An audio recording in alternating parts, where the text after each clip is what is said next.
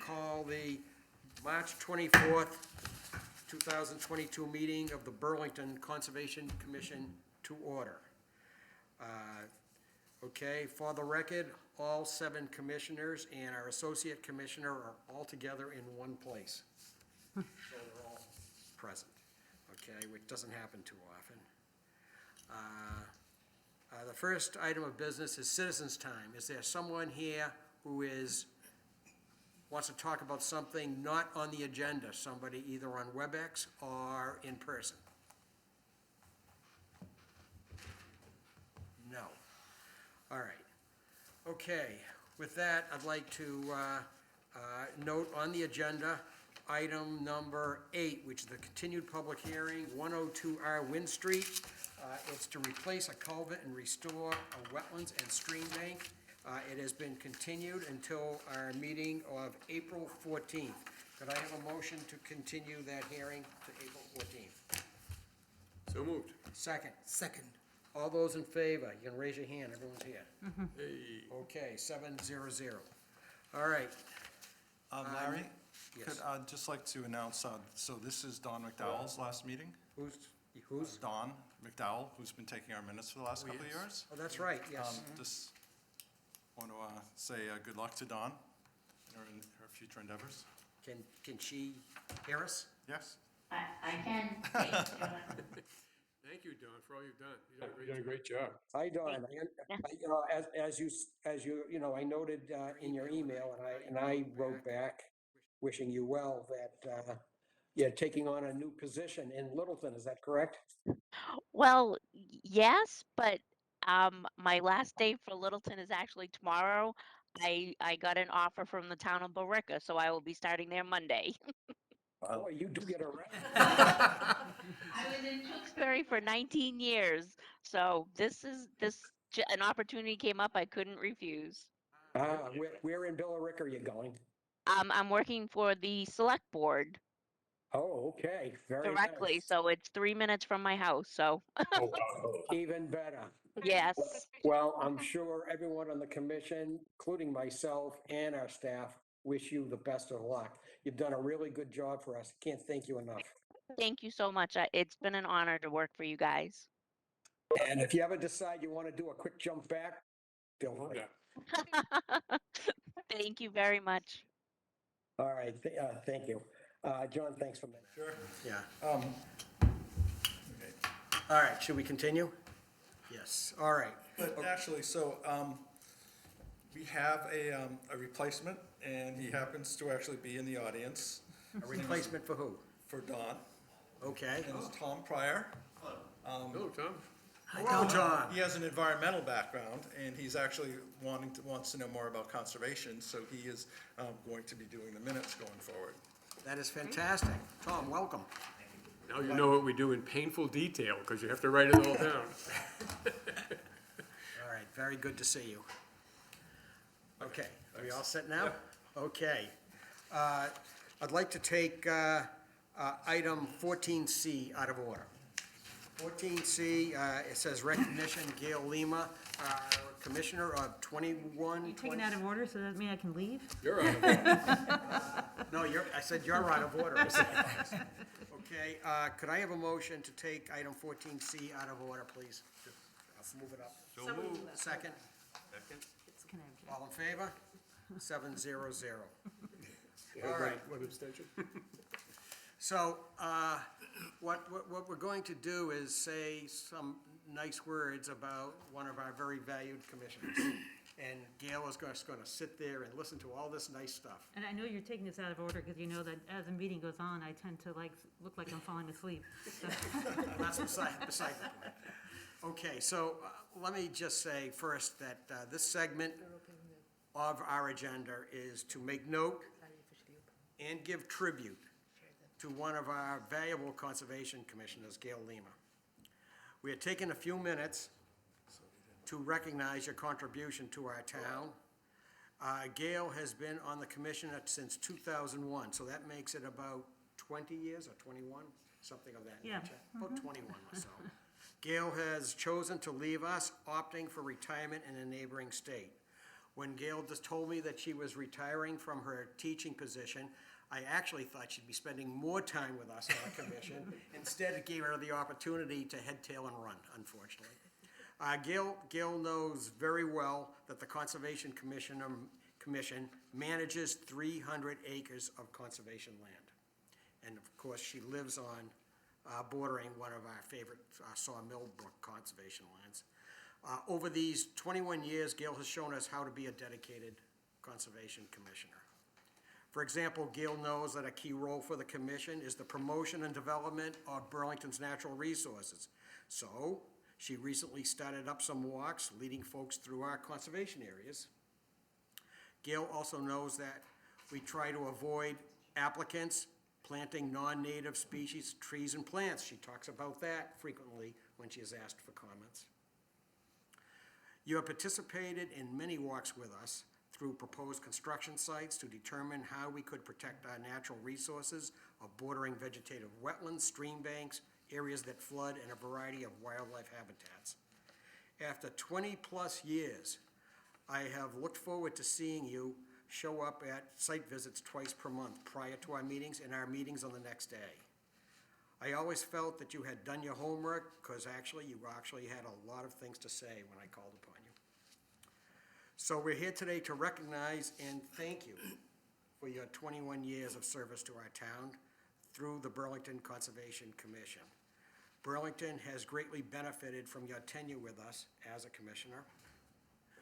We on the commission want you to know that we really do appreciate your efforts. We wish you very much luck and happiness in your new state. Others would like to say a few words now, but before I go to our staff and then go to the commissioners and then take a picture, after all that stuff, we have a special guest who has shown up just for the purpose of saying hello to you. Could I call upon Carrie Mellinson? She is a recently retired Conservation Commissioner of 25 years. And when she heard that Gail was up, this was her last meeting, she couldn't resist showing up. Well, I thought Carrie might want to step in. I have asked Carrie if she'd like to fill in when we have an opening, and she refused. But when we told her that you were leaving, she showed right up. So, Thank you, Carrie. so go figure that. So, Carrie, would you like just to introduce yourself for the record? Oh, Carrie Mellinson, former Conservation Commissioner for 25 years. The floor is yours. And Gail, we welcomed you to this board many years ago. You didn't make up to my number, but that's okay.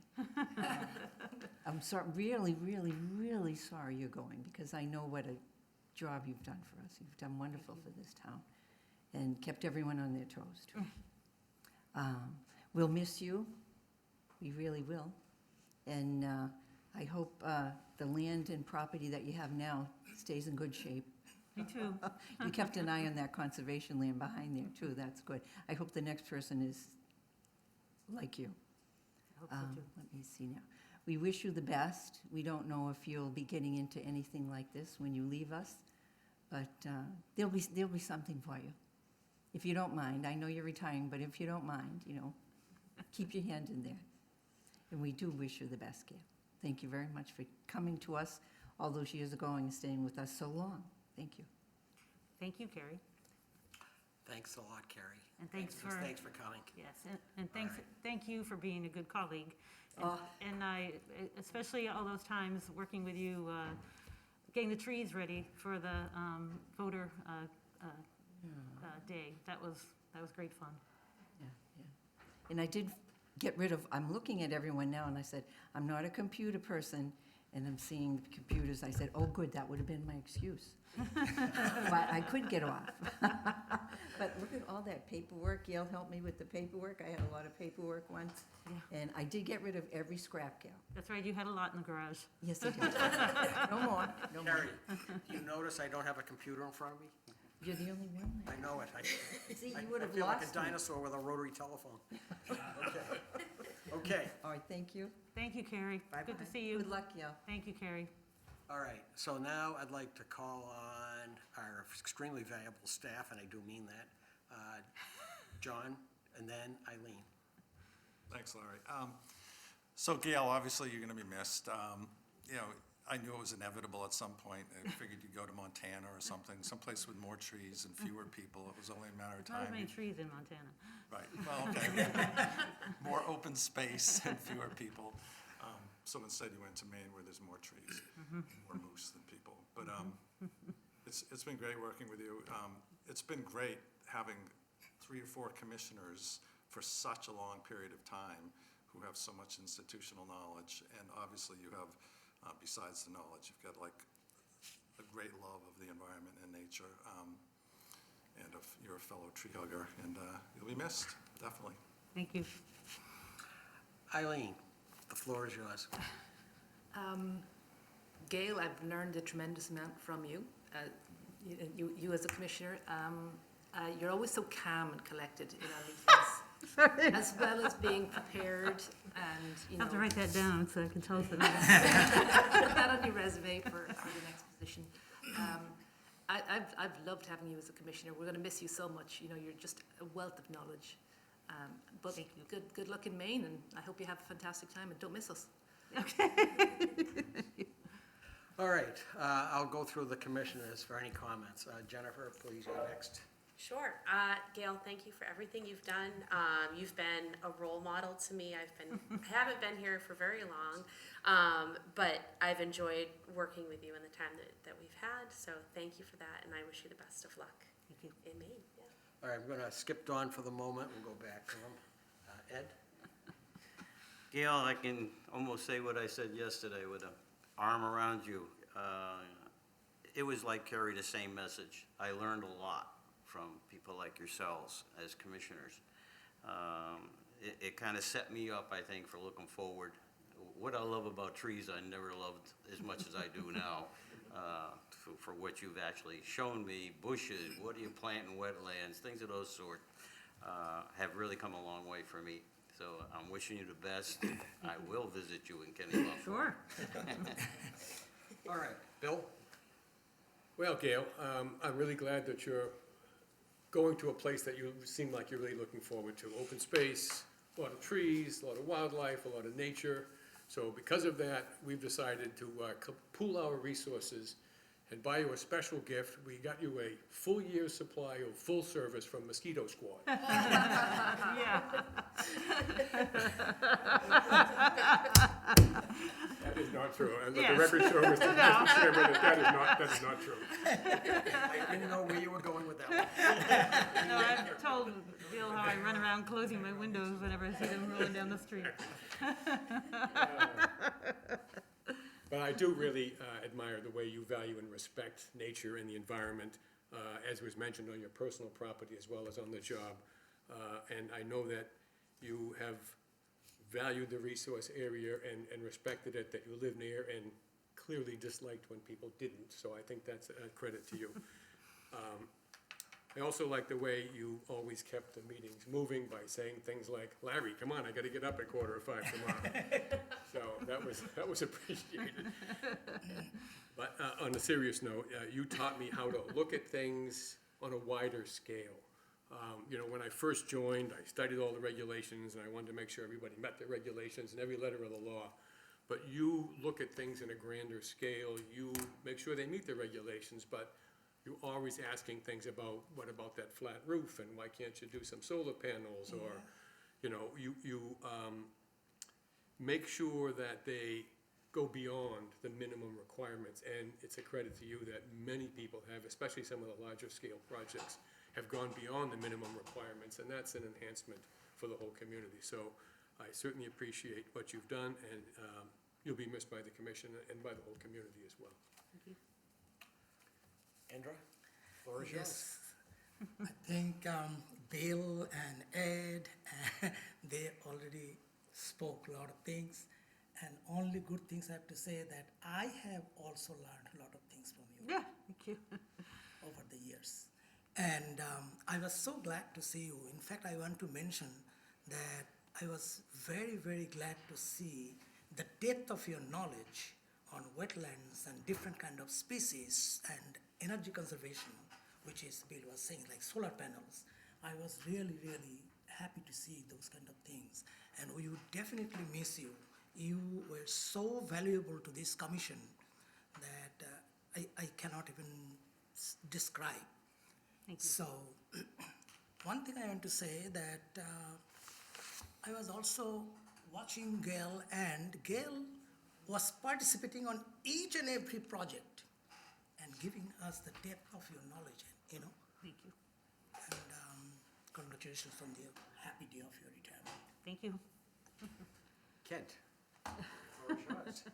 Yeah, I mean, because like Jennifer said, I think me and Gail only met like once actually in person, but I mean, just sitting on the meetings is relatively new to this. You can tell like take the role of the Conservation Commission seriously. It's important for both your own property and the town, and I think it'll be missed. Just, I mean, you know, all the meetings I've listened in on, just the wealth of knowledge, like, you know, talking about trees, like the importance of that, you know, different things that people would note, you know, like flat roofs or storm, whatever it is. Like me, I've just learned a ton from what you've said just to listening in. So, no, I mean, it's definitely a wealth of institutional knowledge. Even in the year and a half I've been involved, it's just absorbed a big part of the meeting. So whether it's a small project, a little project, a big project or a small project or a medium-sized project. So I definitely appreciate the time, even though it's been mostly virtual. Right. But no, I wish you the best. It sounds like you have a good new beginning in Maine, and like as John said, hopefully it's more moose and trees and all that. And, I don't know about moose, but off the road. I wouldn't mind it. But I wish you all the best. Thank you.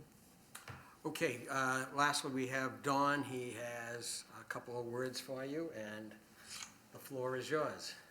Gail, in the short time I've known you, I've learned a great deal just listening to what you're talking about on site visits, and all the knowledge you have is really very impressive. But I was really impressed with the passion that you have for what you do, and it just radiates, and you'll be missed. And thank you for everything you've taught me. And we have something for you that I have to go behind the door here to get. Door number one. Commission got you. Would you like what's behind door number one? Yeah, I was gonna say, yeah. To number one. I remember when I first joined, there were some contentious hearings. I used to worry about who would come through door number one. Somehow, this picture was leaked. Awesome. And A visitor to my yard. You don't often get Awesome. to That's great. take a photo of a bobcat No, in that's someone's great. backyard. Why don't you hold it up again, because I think the camera is gonna zoom in on it. See if they do. I'm watching the camera. No, Another good reason to protect open space. absolutely. I think this bobcat showed up in my yard because of all the destruction of habitat that was associated with the big development in Wilmington. We saw the bobcat one day, next day, and during the evening, there was a barred owl and its fledglings in a tree outside my bedroom window, and I think they all had been displaced, but anyhow, but we were lucky to be able to see this one. It was very cool. Thank you. That's wonderful. Entirely welcome. We thought That's you'd wonderful. enjoy it. So apparently there's bobcat near where I live, so, or moving to. Okay, so what I'd like to So- do is Very cool. take Thank a you. picture, a group picture, and we'll send it to her. Okay. Gail, let's do this quickly. Carrie, could you Oh, it's come up, okay. please? It's all right. Okay, Gail, you're gonna Trying to sit here. protect my mom. You sit here. Okay. And I'm gonna sit there. Oh my gosh. The big seat. Can you hold the gavel? Come on up, Carrie. Oh, it's a high seat. Sorry. It's like, yeah, he's got it way up. I can barely touch the floor. This is way, how you look taller? Yeah, it's the first time I used a different chair. Keep it standing. Hey, Carrie. Come on, Carrie. Carrie, right here. Yeah, sit down. In your usual spot. Oh, Gail, thank you. Okay, thank you. Do I get a picture too? Yes. We'll send you a picture. I'm gonna take it to you, so smile and make silly faces. Silly faces. Okay. Okay. Let me try one, just on portrait to see if it comes out better. Okay. Okay. Thank you. Thank you, Carrie. Thank you for coming. Thank you so much. And I just want to say that, you know, when I joined the commission, I didn't know much about freshwater wetlands. And without Larry and Indra and Carrie and Mary Lee at the time, they were all incredibly instructive and helping me to learn. And those long nights with long meetings and the 4:30 wake up to get to work, and there was many nights where I probably was yawning a lot on the camera, and I apologize for that.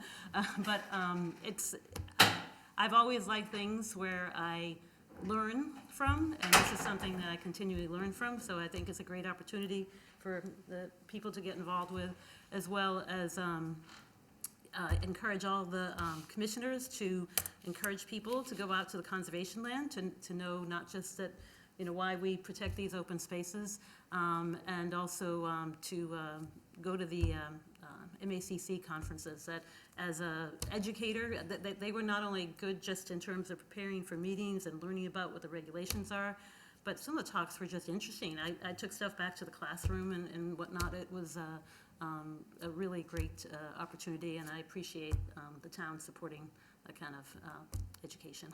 But I'm sure I'll be, looking at things around where I'm going to be moving to, like, why are they doing that? But anyways, and if any of you are in the area, feel free to let me know and stop by. Thank you. You're entirely welcome. Thank you. All right, we'll resume the meeting, but before we do, I have one last comment to Gail. I cannot actually think of a greater compliment that all these people say how much they've learned from a teacher. Yeah. Thank you. All right. Okay, very well done, folks. Next, we have the approval of minutes, March 10th. If we're in a position to approve the minutes of March 10th, could we have a motion to approve, please? So moved. Second? Second. All those in favor? Okay, 700, those minutes are approved. Next, we have a discussion from Melissa Tintakalis. She is our Burlington Economic Development Director, Mall Road Corridor, and the Middlesex Turnpike Initiative. Hello, Melissa, are you there? I am there. I am here online. Thank you. And thank you all to the members. Appreciate that. Again, my name, for the records, Melissa Tintopoulos. I serve as the Economic Development Director for the town.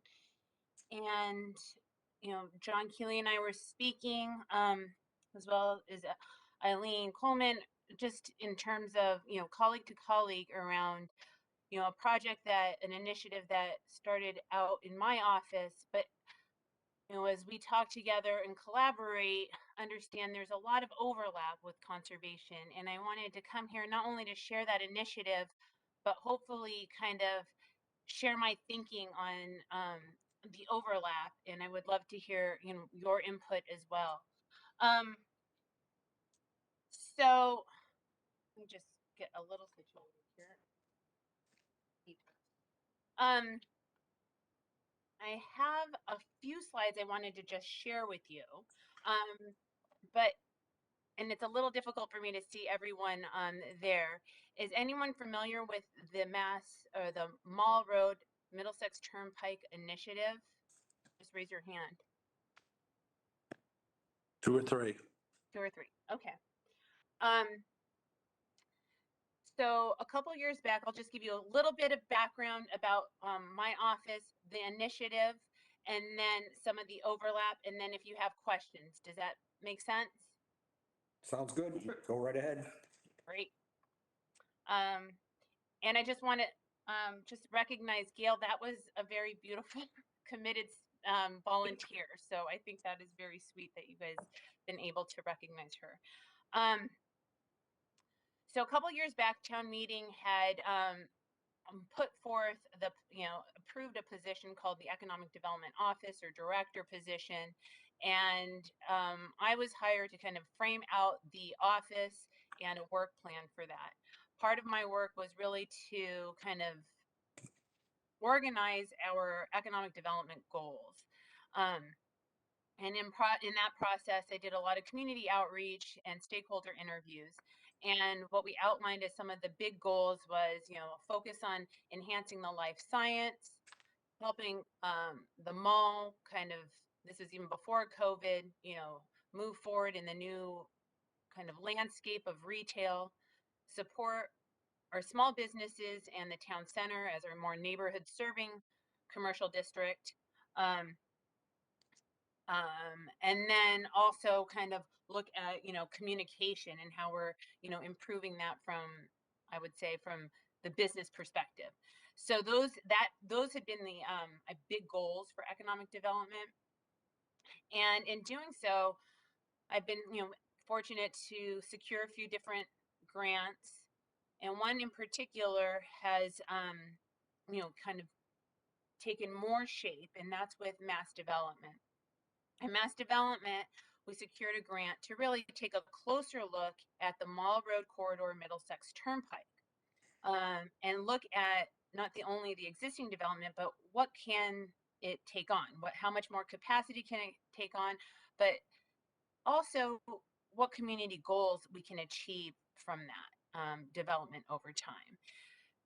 As many of you may know, part of Burlington's, relationship with development has been a little bit more reactive.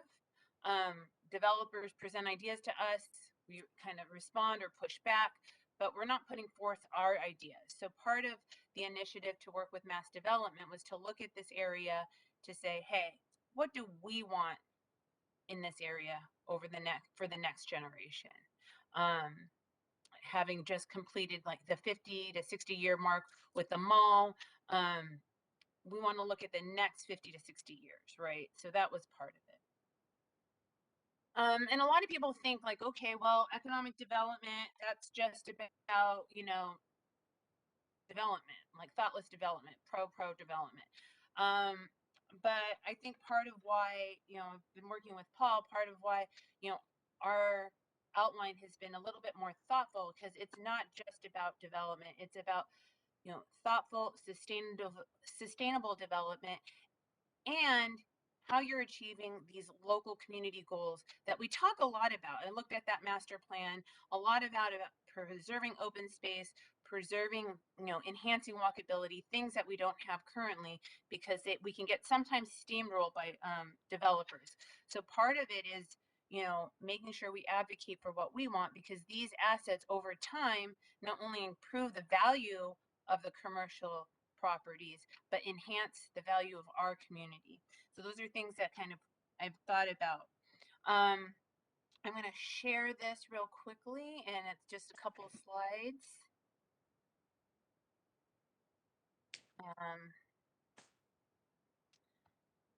So the area we're talking about for the Mall Road and Middlesex Turnpike initiative is this one here. You can kind of see this, facing the Curry building here in the distance, and looking at the mall, but looking at a lot of surface parking lots. So what we're looking at is, okay, in a lot of ways, how do we start to think about infill development, allowing maybe for some of that, while we're still trying to achieve more maybe open space, or what I'll get into is some of the things that we talk about in the municipal vulnerabilities assessment, which is, nature-based solutions. Big scheme of things, this initiative has had 2 community forums. We have another one coming up next week on Tuesday, on the 29th at 7 p.m. It'll be online. And that one will be engaging with the community, sharing kind of the goals of kind of the vision of what we want to see for the area, but then also talking about implementation. So here you kind of see a little bit more the same district, but here along the top line is Mall Road, and on the left here is Middlesex Turnpike. And what I wanted to just share with this graphic is pretty much, if you look at a lot of the infill opportunities, you could add them up and you can see the district has approximately 100 acres of infill opportunities for development. In a lot of ways, okay, that's great. But how do you make sure you leverage that for, not just for building's sake, but making sure that Burlington also benefits from any development. So that's kind of the thing that I try to keep in mind as we think about infill over time. You know, we want to be very sensitive to our residential, and as I'll show you up here, and then what they labeled up here is the North District, is, you know, the Vinebrook watershed wetlands that we have currently. And sorry, got a little distracted there. So with that, I want to kind of go into this next slide. So we have 100 acres, and then we want to talk about what do we do with that? Go, moving to the next slide. But what we want to do is be really mindful and weave in a lot of the work that our conservation commission, you guys, and our agent, you know, John and Eileen have done with working with the the municipal vulnerabilities assessment here. And here you can see, here are our wetlands. There's another picture that's really, this is pretty great because I feel like here it shows us the wetlands with the development area that I'm talking about from my study over here. I think one thing to think about is going forward is how do we look at this and preserve that while we're considering infill over here. I think oh, that's really it, really. At this point, I wanted to just share that, you know, on our website and the work that Jeff Malloy has done, I believe he's presented to this board, has talked a lot about nature-based solutions. And those are great, but if they're not built into your regulatory framework, they will not happen. So as we think of the next implementation steps going forward, what we want to look at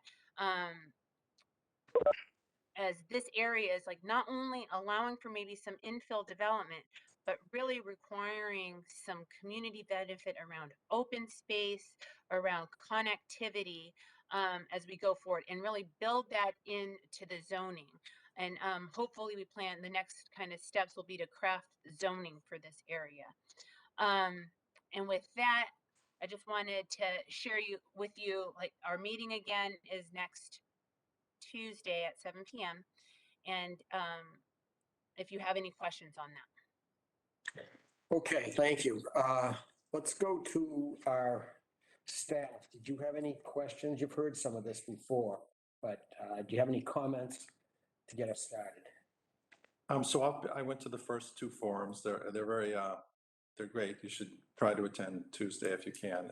And as Melissa said, there's quite a bit of overlap between her study and the MVP program that we're doing.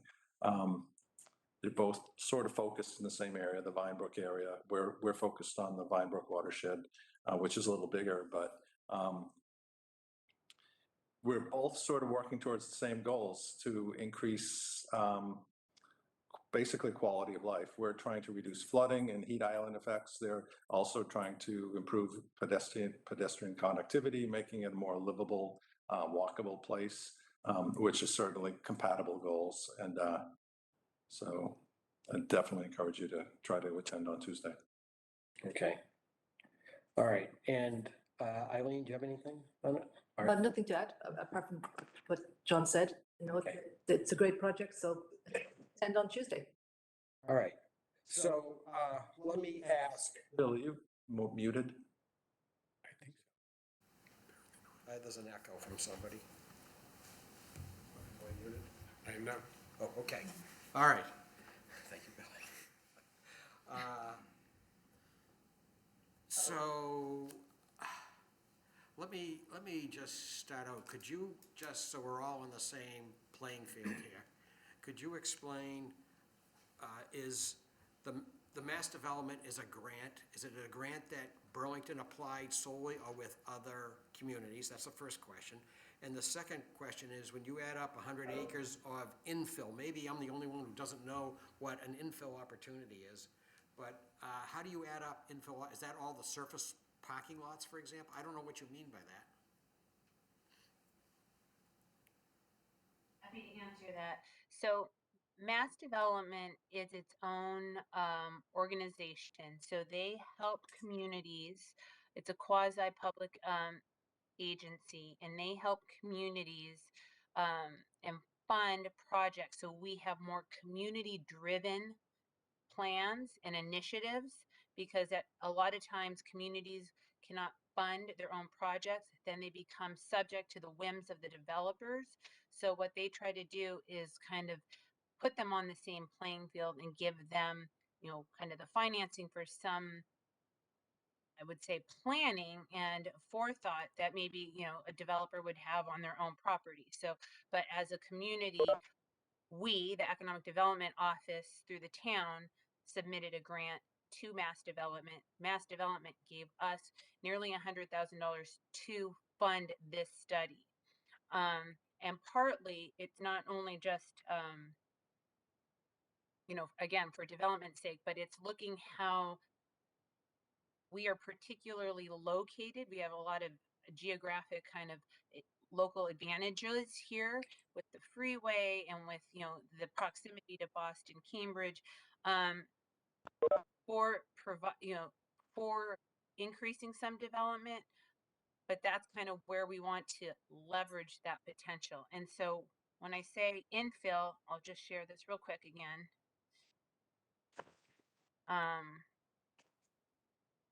I think it's probably this site. So this graphic here starts to show, it's a little probably difficult to see, but there's kind of a white silhouette everywhere you see kind of a coded number and then an acreage number. So I'll start with the far left. K1 is the Keurig area. That's a parking lot with 7 acres. Below that, that's 5 acres. I mean, we'll soon be hearing about an infill project there, which will be from the Gutierrez folks. But if you look at the mall site, so the mall has over 5,700 parking spaces at the mall. So that's a lot of parking. So when you look at that, you can look in this white space here down to the left on the Macy's side, that's approximately 25 acres. So when you start to add all of these individual parking lots up, that's where you get the total for the 100 acres. Got it. Okay, thank you. All right, so what I'd like to do for the purposes of discussion, for the commissioners to comment is raise a couple of things and then throw it out to the commission. The first is that in terms of pedestrian connectivity, some of us, I don't know who exactly, but I can speak for myself, had the vision that we would eventually pull back the parking lot from Vine Brook, create a green space that would attract people to the mall area. It would become part of what we call the Riverwalk. The Riverwalk was a concept that we would have a linear pedestrian trail starting up in Bedford, come down through Vine Brook, come down from across where Chipotle is, and it would come across into that group of stores. The district. The district, thank you. Come across into the district. And then it would branch in 2 directions. It would either continue up through Leahy and behind up to Marriott, or would actually connect to that green space on Vine Brook behind near Macy's, where we would pull back. And so that is a green space initiative that would attract people to that area. And I would think, if you're thinking regionally, that the businesses all throughout the mall in the district and across from the mall in the district would be grateful to have all those pedestrians walking around, and they would be able to frequent those businesses. So I'd like to turn that open I'll turn to you, Melissa, first, and then let the commissioners comment. So yes, we've heard of the Riverwalk, and I think that is, I love the vision of the Riverwalk. I think, there's a lot of parallels to that for a number of different reasons, but that's exactly the type of community goal that we need to identify. We need to get cost estimates on how much that is it feasible? And then we need to build that into the regulatory framework that we want this as a community, we want to prioritize this. And then when you build, if you get extra square footage, you need to pay in to make that happen. I mean, that's kind of how some of these development covenants work. Okay, who would like to start? Say, Gail, do you have some comments on all this discussion, please? I think what you were talking about, Larry, about this Riverwalk, I think that's a great idea. To cut down kind of the pavement area, reduce to try to increase the green space and to also create a more kind of livable area. For me, I mean, I actually avoid that area in the summertime because it is just so hot. It just, there's nothing but pavement, and I'm sure that you've probably taken temperatures, but it's much higher than anywhere else in town because of all the pavement and hard surface there. I think increasing green space is really important, increasing vegetation for people, for wildlife, which brings adds to the livability as well as helping to reduce runoff and decrease heat. But I think also what needs to be improved, and that would go to walkability, is increasing accessibility for bicycles. And especially with all the new development and the lab space and so forth, if the developers always come to us and say, oh, this is a new Cambridge. Well, I mean, a lot of people ride bikes there. And it would be deadly on Middlesex Turnpike doing that, never mind walking. I think also that area needs a commitment to reliable public transportation. That there are too many people driving that whole interstate area where all the 128 or 95 and Route 3, I mean, that's the new traffic area in terms of every day in the traffic report. There's accidents in the morning, there's accidents in the evening. So that for this to be a reliable business place where people want to work, they really need to improve public transportation because it just, there's too much traffic coming into that area, and it just adds to the problems with air quality, but also just in terms of feeling safe as a pedestrian or as a bicyclist. And having some, pleasure walking in a green space. If all you hear is traffic, that kind of takes away from that pleasure. It does. Kent, any comments on what you've heard so far? I have not attended the two, but I would probably look to attend the one on Wednesday, or Tuesday, 'cause it sounds like a pretty neat initiative and basically echo a lot of Please stuff. feel free to attend. Yep, certainly all stuff that Gail mentioned and stuff on like green space. Okay, Indra? Yes, definitely. If we increase the green space, more people will come. That would attract more people. And like reducing heat island effect, that's another option. So All right. Bill? we have to continue doing that. Thank you, Indra. Bill? Melissa, what kind of response are you getting, not only from the general population, but from developers in particular? They think that you're taking away their opportunities for developing these in some way other than green space? So, I haven't experienced that surprisingly to date. I think there is, I feel like everyone's really amenable to some of the themes that we've been talking about in terms of connection, walkability. We have yet to talk about, a price tag to, the public realm investment. I think once we do that, there'll probably be some, kind of a pushback. But, from my experience, I've worked, from California, and I've also now worked in Somerville and Lexington. Sometimes when you do have a commitment and you make that and express it clearly from the outset, and there's a certain expectation, and it's not a moving target, they know what they're working with. They know, what the investment is. They know how much development they can't have, and so there's a certainty. And with that, from my experience, there's actually more appreciation for that kind of set of regulatory frameworks. Good. I would just like to say one other thing. I'm a town meeting member, and I did vote to create the Economic Development Director position. And I am very pleased with the person who is filling it, which is you. So you're doing a great job so far. I appreciate it. Thank you. All right, Ed. Well, that comment goes with me too, to just keep up the great work. There might be something down the road somewhere, if I look at Cambridge as an example, the secured bike areas and things of that sort might be something to consider in the rental bike areas where people can actually rent the bikes and move around the town. Those things might be of something the future would hold for people to have at their advantage. Don? Hi, Melissa. Just a quick question. How would the regulatory framework, how would it be implemented or work? Would it be, we talking about bylaws? Okay, zoning bylaws and things like that.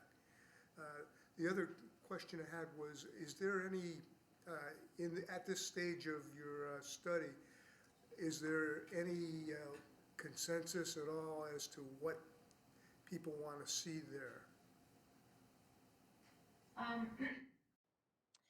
Yes, to your initial point, yes, the regulatory framework is most likely going to be in the form of zoning. And we have had some experience with this. It's in a lot of ways similar to what we have experienced with Third Avenue. It's almost like a large PDD because they have their own special zoning. It allowed for some flexibility. It allowed for a mix of uses. So we are looking for that potentially as a model. We're also going to be, you'll probably be hearing this term called form-based zoning.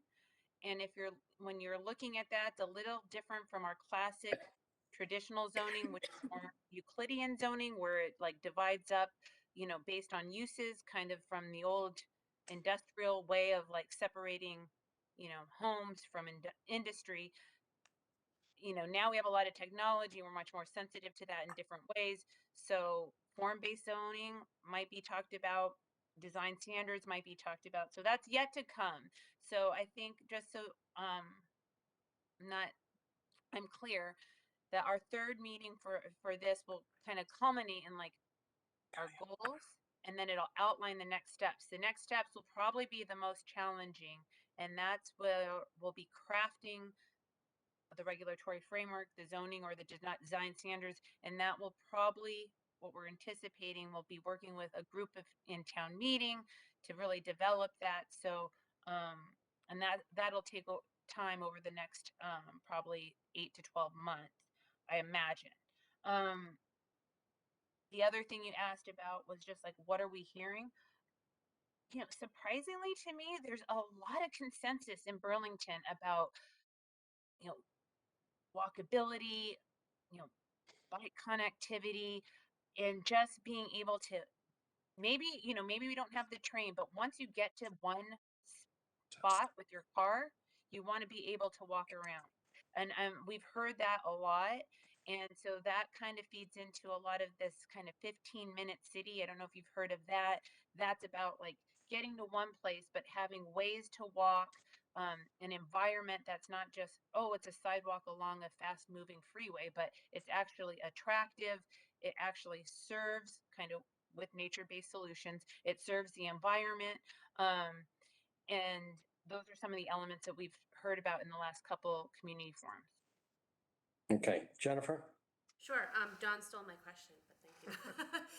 So that's interesting about the zoning. One question I have, and a couple of folks touched on this with transportation, is something that could be written into a bylaw, is if people were to put up some sort of apartment building that was almost designed for people who are going to be working in Burlington as well. So for example, at the hospital, a lot of the fellows and residents that come through tend to gravitate towards some of the apartment buildings in Third Ave, but our bus system at Leahy does not necessarily go there. So maybe even asking developers when they come in, like, hey, would you be willing to provide some sort of, shuttle to some of the big spots in Burlington? That might be a solution. But I also love the idea of the Riverwalk, and the bike paths or bike trails are a pretty big thing on my priority list as well. But it's great to see that this is happening.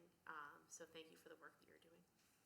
Okay, before we go, Melissa, because we have a full agenda ahead of us, I'd like to ask you a question.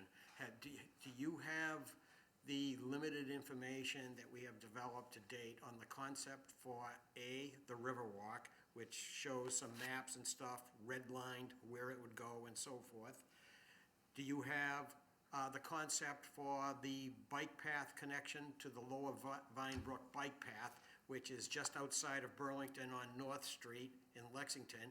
And there is a layout, I think I have a concept layout of that bike path going from North Street in Lexington through the housing, I believe the Housing Authority property on Adam Street, coming out by the Summit buildings, the Terrace Summit buildings, coming down the hill, which would be a nice coastal ride going down, of course, and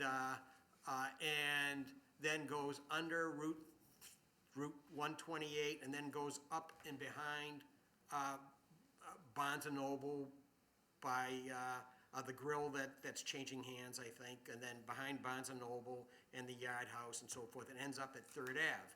There was some interest by some folks in Nordblum that they see this as an important thing for business as well, because some people rather ride their bikes from the Minuteman Bikeway and come up into our area. If they had that connection, that would be very good for business, not to mention that residents would enjoy it.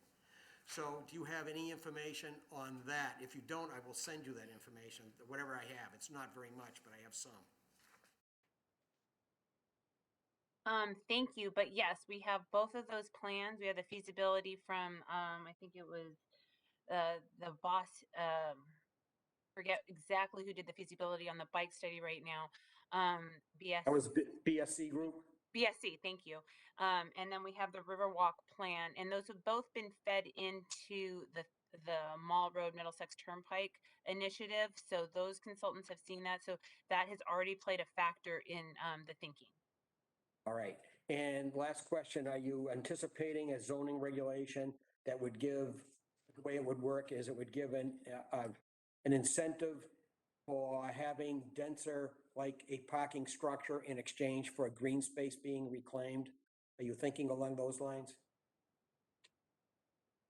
Yes, that's what I'm thinking. We haven't got to that point yet. And I think maybe when we, in the next phase, as we put a group together that will work with the consultants on crafting the zoning for the area, I would love to come back to the Conservation Commission and seek, your expertise, because I think that's the kind of thinking we'd like to incorporate. There was an initiative 20 years ago to craft some zoning language for that. I don't know if you ever put your hands on it, but No. I may, if I find it, I'd send it to you if you want it. Oh, that would be great. I have not seen that. Okay, that's fine. Okay. All right, Melissa, this has been very informative. I don't know if anyone in the audience has any questions on what they've heard. Welcome to say something, if you'd like, before I say goodbye to Melissa. Okay. So thank you for making that presentation. It was all very, very interesting. Thank you, and thank you, the Conservation Commission members and staff. I appreciate it. Right, we'll talk again. I guess. Thank you. Thanks, Melissa. Okay, next on the agenda is a continued public hearing, notice of intent, 25 Blanchard Road for Mary Cummings Park. Oh, no, Isn't it? Certificate of we're on the first page still? March 10th. Oh, wait a minute. Read the wrong one. Oh, I got the wrong agenda. How did that get? We all got that one tonight by mistake. Okay, the next item on the agenda is, a request for certificate of compliance for 6 Terrace Hall Ave, the Langone Development Group Incorporated, DEP file number 122-656. Mr. Langone, I see you. How are you? I'll take that one back. All right, so you're requesting a certificate. John or Eileen, do you have some comments on this? We were out at the site yesterday. Yeah, we were out at the site yesterday, so this was done under an order of conditions. It was a tear down and a rebuild in the buffer zone to bordering vegetated wetland. One of the things that Jonathan did was there was a parking structure right on the edge of the wetland with a big pile of, I don't even remember what, debris and stuff behind it. So he pulled that out, and he pulled out all the debris, and he basically did a little restoration of the sort of wetland or near wetland area there, and he did some plantings. And he came back to us at one point to ask, I think, if he could do the boulder wall instead of a fence, and you were amenable as long as he put in some signs. I think it's looking pretty good out there, and I don't have any issues with issuing a certificate of compliance at this stage. Okay, are there any issues from the commission or comments? No, I just thought it was difficult, a lot to do something attractive, and I think you managed to pull it off, so it looks good. Yeah, I thought it was a very difficult site to come up with an attractive plan, and you apparently did pull it off. So was there, I heard something about moving one sign over or something. Does anybody feel strongly about that on the Yeah, commission? the signage that says it is a protected area, there's a couple of signs, they both seem to be off to the left as you're facing, the rear of the property. We felt that one of them should be at least more to the right, so it's clear that the entire length of that back wall is a demarcation for the protected area. If you either add a sign or move one of those over, it would be appreciated. Okay, yeah, I did keep them a little further to the left, just due to the fact that there's such a height difference in the wall. I didn't feel like anybody was gonna really be walking on the right side as much as they would be on the left. So that's kind of why I kept them to the left, but if you'd like one moved to the right a little, that's not a problem, we can definitely take care of that. Yeah, our first reaction looking at that, and of course, right now it was kind of dry, but we walked out there and we said, well, that's where they'd put the swing set, right there, and even though it's a wall, the kids that go down there, wouldn't bother them. So, we think that more of a demarcation would be appreciated. Yeah, I can move, do you have like an approximate distance, like 20 feet or so? 20 feet would do it. 20 feet, Okay. 20 feet would be perfect. Okay, not a problem. All right, anything else from anyone on the commission? I should have mentioned this before I turned it over, that there is actually a condition on his order of conditions that we have to monitor the plants for 2 growing seasons. So you can't really give him back his full bond yet, I would suggest, just in order to keep that. But I have I know that Jonathan will endeavor to make sure those plants get checked next year. Sure. Okay. So if there's nothing further, why don't we have a motion to issue the full certificate of compliance for the project at 6 Terrace Hall Ave? Second? All in favor? 1, 2, 3, 7, 0, 0. Okay, certificate is issued for 6 Terrace Hall Ave. Now, as far as the bond, how much is there for a bond? That is a good question. I have 3,500. Yes, 3,500. Are you suggesting releasing like all but $1,000 or something, given there's not much left? That would work. Okay, John? Feel comfortable with. Yeah, well, Jonathan, you okay with that? That if we? Yeah, 1,000's fine. Okay, perfect. Thank you for agreeing. Could I have a motion to release $2,500 of the bond for the property at 6 Terrace Hall Ave? So moved. Second? Second. All in favor? 700, all done. Very good. Great. Okay, All John, right. thank you very much. Thank you. Have a nice night, everyone. Yeah, you too. Thank you. Bye-bye. Bye. Next is request for certificate 98 to 108 Middlesex Turnpike, Human House USA Stormwater Permit. Eileen, any comments on this one? So this was a project, a commercial project that you permitted under a stormwater permit, erosion control permit, a standard one with the hearing a couple of years ago. They've actually been in business now for, I would say, almost 2 years. I went back there again yesterday morning just to check to make sure it all looked the same as it did when I signed the CO, and it did. It looks fine. My only issue with this one is we had asked for something like yearly maintenance records, or for them for an indication of when they were doing their yearly maintenance, and we haven't heard any yet. I know Jim DeCoulis was going to look into it, but I haven't as yet received it. I was in touch with the yard house manager about 1.5 years ago, so I'm not sure what I would suggest for that one. Maybe hold off until we get those the monitoring.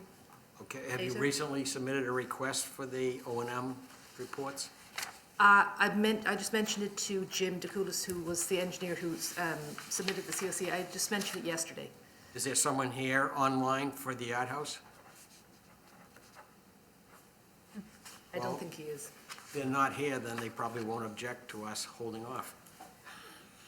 I think I'd like to establish that, you know, if you say we want some, monitoring, then that should happen. Well, the permit, is this for O and M or is this for monitoring something? No, this was for the O&M, maybe. The O&M. It was for the drainage. And does the permit require them to submit reports, yearly reports? Do you want me to check the wording? Well, that's what we're objecting to, right? Yeah. COC, I put the, I have the permit in here. I can just see the wording. It wasn't quite as clear as will submit yearly reports. We had said,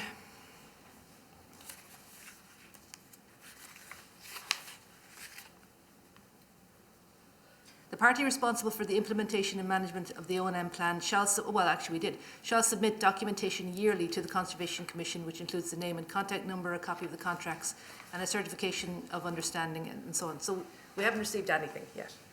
All right. So does anyone on the commission object to holding the certificate for consideration at a later date? All right, so we'll just hold it for a later date until you establish contact with them and see if they fulfill the terms of that permit condition. Okay. Okay, great, thank you. Next, we have let's see if I got there.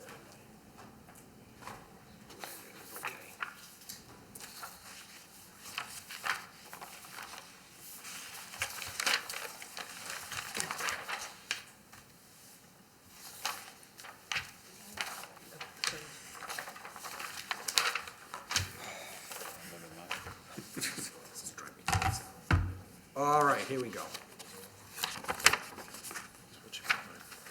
All right, notice is hereby given that the Town of Burlington Conservation Commission will hold a public meeting.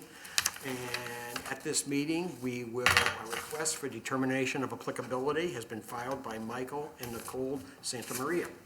The commission will take information related to proposed in-ground pool installation within the 100-foot buffer zone to bordering vegetative wetlands at 3 Cedarwood Lane in Burlington, and we will thereafter issue a determination.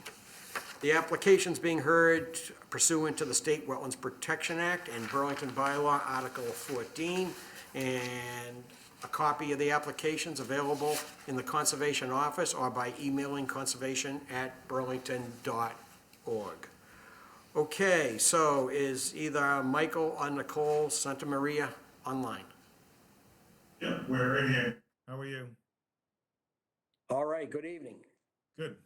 All right, so this is meant to be a short thing here, so, but you folks have the floor first, so would you like to comment on what you're doing? You can be as brief or as you'd like. Sure. We're looking to install a in-ground pool in our yard that you just pop the plan up. We're planning to have a in-ground pool with a 3-foot paver around the pool, a buffer area. You guys came out and looked at it yesterday. It was a mistake. So, you know, it's just a standard in-ground pool. Okay. All right. It's me again. Okay, go ahead. So I'm sharing on the screen the plan, the approximate location of their proposed pool. So this house was built about 2 or 2.5 years ago under a previous RDA. So at that time, if you can see my cursor, the wetlands up here were mapped. They're off the property. This pool is going to be something in the region of 60 feet away from the existing wetland. There's other structures and their dog run is in between. I don't really have any concerns that it's going to in any way affect the resource. All right, anybody on the commission have anything worth saying about this one? Just want to point out that something that Indra just reminded me of, the agenda does say install above ground pool. but that was a mistake. My understanding is the application is correct. Correct. Okay. We just, Is that clear? agenda, but it was correct in the legal ad, so that's, Okay, so just want to make sure in case anybody's looking at the agenda, that is only the agenda that is incorrect. round pool with us around. Okay. All right, any other questions by the committee? Comments? Okay. That shape of that pool, it looks like a kidney-shaped pool. Is that a hot tub also, that little circle in there? Yes, yep. All right, great, that's lovely. Anyone in the audience for 3 Cedarwood Lane? No. All right, so we have a draft negative conditional determination, which I think you've been through this before, which essentially means we don't think it will have much impact, and if you take a few precautions. Great. Yep. So We got we'll that, thank we'll you. review it and then vote on it. Right, well, he wasn't actually the one who did the determination. Somebody's phone. But I did send them a copy of this earlier, so they know generally what they're getting into. So the applicant proposed to install a 15 by 30 foot in-ground pool with a in-ground pool is what I've written there, but I'll take out one of those, with a 3 foot wide paver surround on existing lawn directly south of the existing house. The work was within the 100 foot zone to bordering vegetated wetlands. The wetlands are not on the subject parcel, and the commission didn't formally approve the exact boundaries of the wetland, and the pool is approximately 60 feet from the wetland. So if you vote, it would be a negative determination for the decision as described tonight only.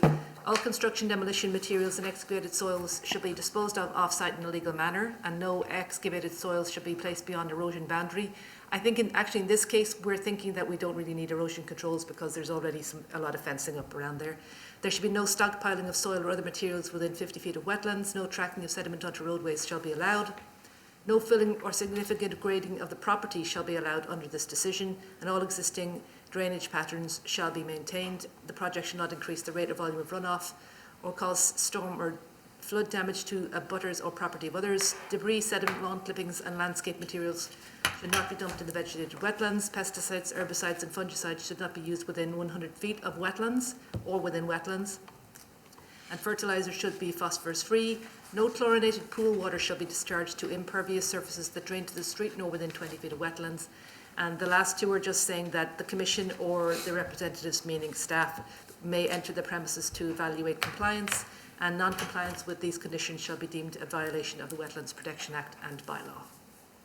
Okay, sir, do you have any, or both of you, have you had any comments on this document? I assume you have it. Yep, we Yep. have it. Are you okay? You okay with it? Yeah, we're good with it, thank you. All right, these are pretty minimal conditions, actually. Yep. Okay. Is there anything further? Commission. All right, could I have a motion to issue a negative conditional determination for the pool project described at 3 Cedarwood Lane under Burlington Bylaw Article 14 in the State Wetlands Protection Act? So moved. Second? Second. All in favor? 700. Good luck with your project. Great. Thank you. Thank you all. All right, thanks for tuning in. Okay, next we have, let's see. The next one is item number 7. It's a continued public hearing, notice of intent, 25 Blanchard Road, Mary Cummings Park, for Trustees of the Reservation. It's to install a flow device in a Beaver Dam, DEP file number 122-669. Okay, is there someone here from the trustees? Yes, Jeremy's Jeremy Dick online. here. Hi, Jeremy. Might be muted. How are you? Good, how you doing? You probably want Good, to good. state your name for the record and your, what you're responsible for in this project, and then you can, if you want to say anything, you're welcome to do so. Sure. Yeah. Jeremy Dick from the Trustees, stewardship manager, managing Mary Cummings Park for the organization and representing City of Boston as well in this case. All right, excellent. Okay, so, John or Eileen? Do you have any comments? We were getting close to Issuing. Sure, we could have probably issued this 2 meetings ago, but there was a bit of a snafu with the filing fee, so the DEP didn't issue a file number for a while. We do have a file number. We're ready to close. Once again, this is for the installation of the flow device in a beaver dam in Mary Cummings Park to lower the water level behind it to alleviate some of the flooding of the residential properties upstream. Okay, any comments, further comments from the commission? All right, so is there anyone in the audience that has any comments on the project to install a flow device into the Beaver Dam so they could reduce the water level a bit to make it more acceptable to all the properties bordering on the area that, again, potentially could get flooded? Anyone in the audience? All right, so Eileen or John, would you review the findings and the permit? I'll do the reading just because the computer's in front of me, so it's easier. So, I'm gonna take my glasses off again. The notice of intent was filed for a flow device back in January on a perennial stream in the northwest section of Mary Cummings Park. The proposed work would be within riverfront area, bank, land under water bodies and waterways, and will impact water and vegetated wetlands and the 100-foot buffer to vegetated wetlands. Then we went through the filing history. It was filed on January 18th, and it was noticed to everybody as appropriate. The document references in this case was just a diagram of what the flexible pond leveler looks like. The proposed work would be within the body of and riverfront area of a perennial tributary to Vine Brook, BVW, and buffer zone to BVW. And these are significant for the reasons as listed within. Then the additional findings were that neighbours upstream of this dam have complained about the water level on their property, which appears to have risen since the dam has been in place. The Commission finds that this area is excellent beaver habitat and that killing the beavers would not be a successful long-term strategy, as the habitat would be fairly quickly repopulated with dispersing beavers from elsewhere. The Commission finds that installation of a flow device is an appropriate method of regulating water levels while still accommodating a beaver population. This permit under the Burlington Wetland Protection Bylaw also serves as a permit under Burlington's Erosion and Sedimentation Control Bylaw. And then the rest of the comments are just standard in the bylaw decision. And in this case, since they are a non-profit, I think was the reasoning, we're not proposing a bond. Where's my other one? Oh, sorry about this. There we go. So now we'll go to the order. Can I ask a question about something you just read? Yes, of course. Do you want me to go back to it? Yeah, under additional findings. It says the permits under the Burlington Wetland Protection Bylaw also serves as a permit under the Erosion and Sedimentation Control. Why do we need erosion and sedimentation control permit for this? I'll be honest, I think that might have been just a holdover from something else we had written previously. I mean, it's not technically an exempt activity from the stormwater regulations under the DEP. Even though there's no additional pavement, it's any non-residential project is basically, we're not putting any erosion control conditions in. Okay. But it does serve as that permit as well. Okay, thank you. The first several conditions are standard. Again, with the reference we gave was to the flexible pond leveler diagram. And as John explained, we've also adopted the findings made pursuant to our bylaw Article 14. I think I may have just mixed those up. So pre-construction conditions, Jeremy's going to give us a call a few days before the event so that we can agree on where everything is happening. And he will install a DEP sign. We're not requiring sediment barriers in this case because it just isn't really appropriate. It's a one-day job. All disturbed areas shall be stabilized immediately as defined herewith. There should be no dewatering permitted on this site. No materials may be stockpiled within 100 feet of a resource area unless covered and encircled with hay bales. So a lot of these aren't really directly applicable, but they're all standard conditions. No grading will be permitted without first filing a written request with the Conservation Commission. The Commission reserves the right to require additional erosion control. The pollution control conditions are all as standard. If anything happens, if there's a spill, they're going to notify somebody immediately. No pesticides, herbicides, and fungicides should be used within the BVW, the buffer zone, the stream, nor within 100 feet of the stream. I'm pretty sure the trustees don't do that anyway. No heavy machinery shall be used in the wetland or the stream. No invasive species shall be planted anywhere within Burlington. And then the last condition is just about how he will go about getting a certificate of compliance. And the one perpetual condition was number 42, which was that pesticides, herbicides, and fungicides shall not be used. Okay, Jeremy, do you have any questions on what you've heard so far? No, I think it's understood. Thank you. All right. Any questions from the comments? I just want. Yes, Andrew. So there is no liability here. There is nothing can go wrong or anything. I'm talking about like bond. We are not asking for any bond, right? So generally, you require a bond to address any problems that arise in a resource area, if there needs to be restoration or something like that. This is a really fairly standard activity, and the company doing it, Beaver Solutions, has done hundreds and hundreds of them. So there's going to be temporary disturbance, slight temporary disturbance to the bank, getting the hose and stuff in there, but certainly not enough to require any holding back of money or anything. Okay, thank you. All right, anyone else on the left? Anyone else on the right? Is there anyone in the audience who has a question? I have one question. I'd like to see if there's anyone in the audience for this one, for the installing the flow device in the Beaver Dam at Mary Cummings Park. No. Okay, so Jeremy, here's my question. Are you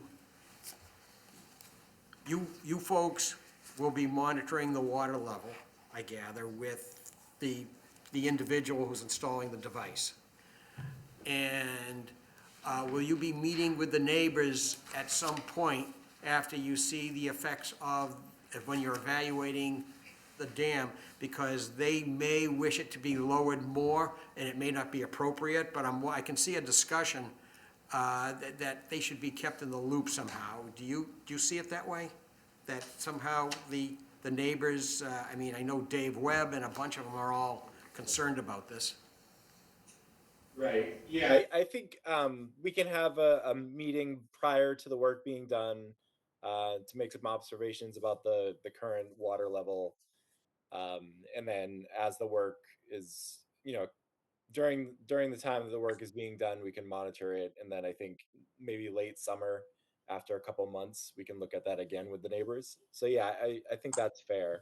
Can we put in something into the conditions that says that the applicant shall meet with the neighbors to evaluate the efficacy of the installation at 6 months or something like that? Yeah, I think that's fair. I think that, weather dependent things come up and down, but overall, I think everyone will acknowledge that the water has And gone that you down or And stayed that the you same. will verify that that meeting has happened. Can we put that into? Yeah, yep. Okay. Is that, John and Eileen? Wait, what was the last one? Verify that it has happened. Verify that a meeting with the neighbors has happened to evaluate the efficacy of the flow device. Jeremy, when do you anticipate doing this work if this passes tonight? So as soon as Mike can get out there, he indicated April would be his first opportunity. So sometime as early as 2 weeks from now, but probably towards the end of the month, I would expect. Okay, thank you.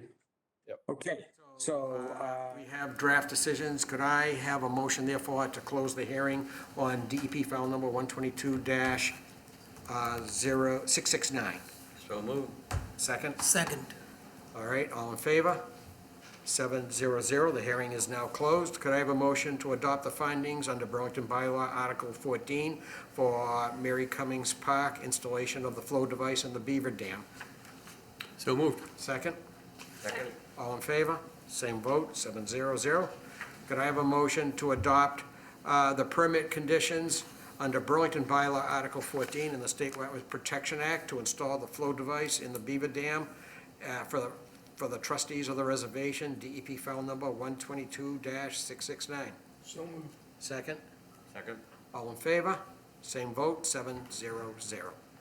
Okay, Jeremy, you're all set, I think. Good luck with the project. Thank you. All right, take care. Have a good evening. You too. Okay, now we're on item 9, continued public hearing, notice of intent, 14 Spring Valley Road, Michael Casey. This is to construct a garage in a floodplain, DEP file number 122-667. Mr. Casey, are you with us? Yes. Oh, you're here in person. Nice to see you in person. You as well. All right, so please state your name for the record and that you live where you live, and then you can, if you'd like to make any comments before we get going, please do. Michael Casey, 14 Spring Valley Road, Burlington, Massachusetts. No comments at the moment. I have some questions, but it mentioned in the paperwork that Eileen had sent over that there was a meeting that I needed to have before work started, and I assumed that I could ask some of those questions then. Sure, so she's gonna go through the draft documents. I think that's what you're talking about, and that's a good time to ask her questions. Yeah.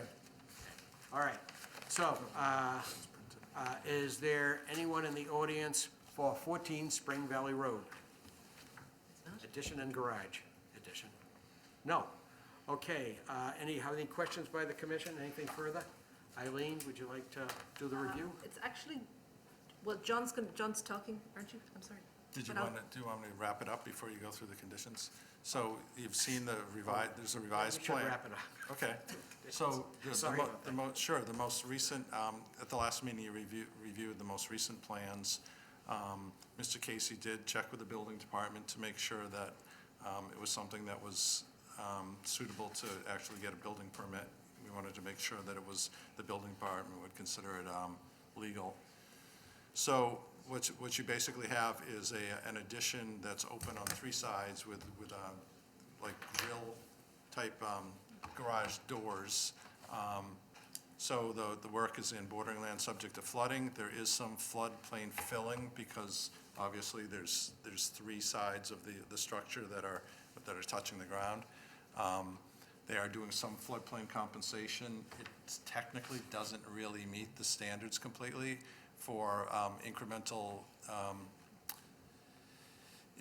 mitigation at each elevation because they're doing it at a higher elevation than they're creating floodplain compensation at a higher elevation than they would need to technically meet the regulations. Do you mean for the footings? For the footings, yeah. So, I mean, the water would have to rise to a certain level to reach that compensation area, and technically, it's not designed properly. But in the decision, in the findings, we're saying that it's really a fairly de minimis amount of floodplain filling. You have certainly the ability to make that decision that the floodplain filling isn't going to have an impact on the floodplain. They are doing some floodplain compensation. They're actually doing basically one-to-one. They're just not doing it at the proper increments. And additionally, it's in the riverfront area, so we've proposed requiring some plantings as mitigation for the additional impervious area in the riverfront. Do we need a separate vote on waiving for the floodplain compensation of the footings? It's in the findings, so when you just vote on the findings, it's incorporated in the findings. Got it, okay, thank you. Sorry for overlooking. Okay, so no one else had comments. So Eileen or John? I have one comment. Oh, you do, go ahead. How much is the difference of elevation you said? So it's kind of amazing. From the bottom of the lot to the front of the lot, which is all in the floodplain, there's an elevation difference of like 7 feet, I think. Did you want to point it out there? No? I don't have my Yeah, binoculars. it was 116 to 123. I think you're right. Yeah, so it's like 6 or 7 feet. So up at like 126, they're creating floodplain elevation for down at 117. Yeah. So, but the flood has to reach a certain level to reach that. So you're not really, that lower elevation that you're creating the water doesn't even reach it until you get a much bigger storm. So technically, it doesn't really meet the requirements. They're doing the total volume, but it's, so. It's not at the right elevation. Right. Yeah, yeah. But it's a good try, and, and it's a fairly small amount of floodplain filling when you come right down to it. It's, what was it, 60 cubic feet or something like that? 23? Wasn't it going to be? I can't remember. It's a fairly small volume of floodplain fill. All right, so Eileen, are you going to do the review? I can, yes. Okay, Mr. Casey, why don't if you have a question when she gets to something, if you catch it, otherwise you can do it after she does the review, either way. Well, I might stop and explain what I mean at the time. Yeah. So we'll start with oh, it's not sharing.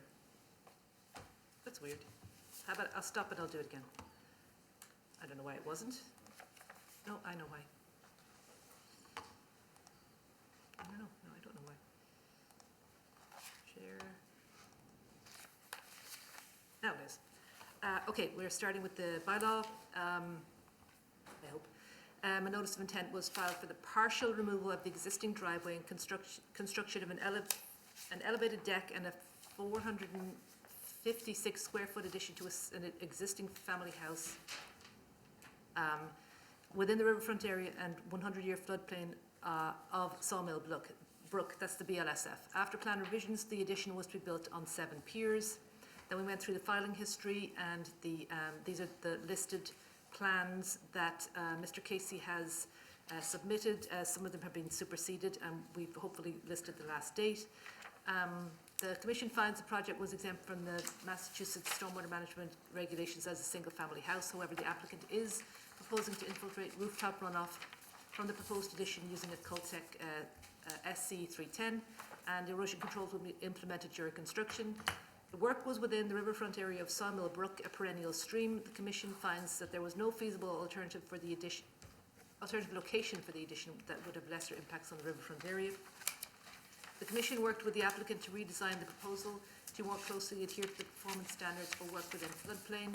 The Commission finds that the design will allow for unrestricted flow of floodwaters, thereby meeting the standards under 310 CMR 1057-4A2. The Commission finds that the compensatory flood storage proposed did not meet the standards for incremental compensation under 310 CMR 1057-4A1. However, the Commission finds that said loss of storage is de minimis and will not cause an increase, nor will it contribute incrementally to an increase in the horizontal extent and level of floodwaters during peak flows. Other than lawn, no vegetation within the riverfront would be impacted by this project.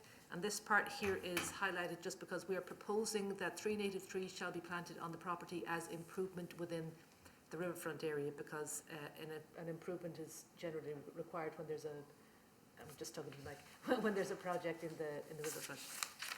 And this permit shall also serve as a permit under the Erosion and Sedimentation Control Bylaw. The rest of these descriptions are standard, and the decision will be that the Commission grants permission to the applicant to do this project as described. And we're proposing a performance guarantee in the amount of $3,500, and the rest of these are standard about how to go about signing off, getting an occupancy permit. Now let's see if I can just switch over without. Oh, great, that worked. So this is the order. This is the other portion of your permit. The same plans are listed as on the bylaw, and all of the first ones here are standard. Mike, the order permits work within the riverfront area and floodplain of Sawmill Brook. No work within the inner 100-foot riparian area has been permitted by this decision. The applicant and project engineer shall be responsible for any damage to other properties as a result of this construction. Going down to pre-construction conditions, the Commission shall receive written notice at least between 2 and 5 days prior to commencement of activity. At or before that time, the applicant shall provide evidence that the order of conditions has been filed with the Registry of Deeds. All conditions requiring additional information shall be met prior to submitting this notice.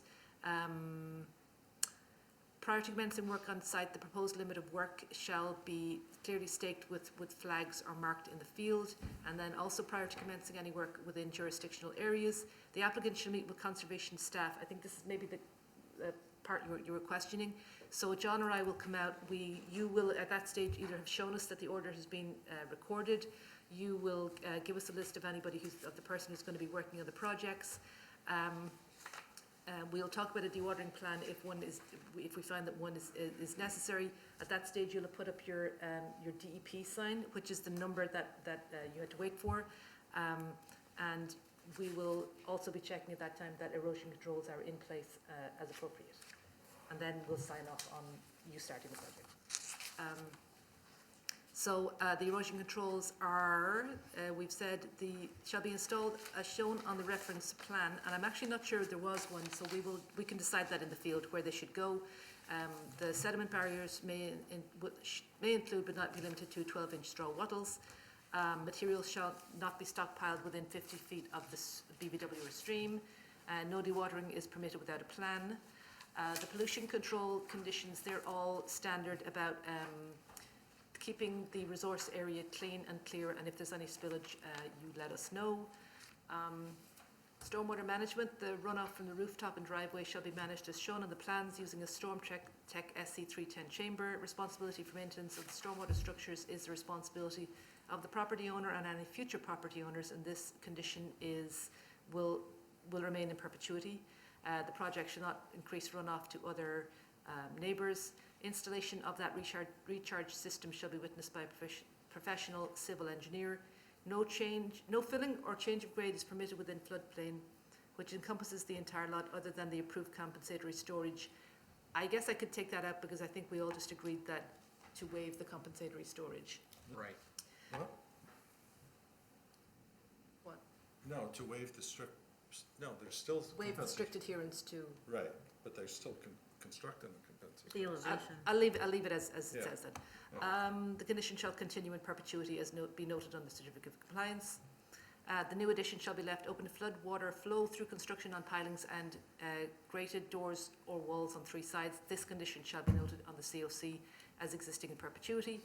3 native trees shall be planted on the property as partial mitigation for the alteration of the riverfront, and this just says how you go about getting your certificate of compliance when the project is complete. All right.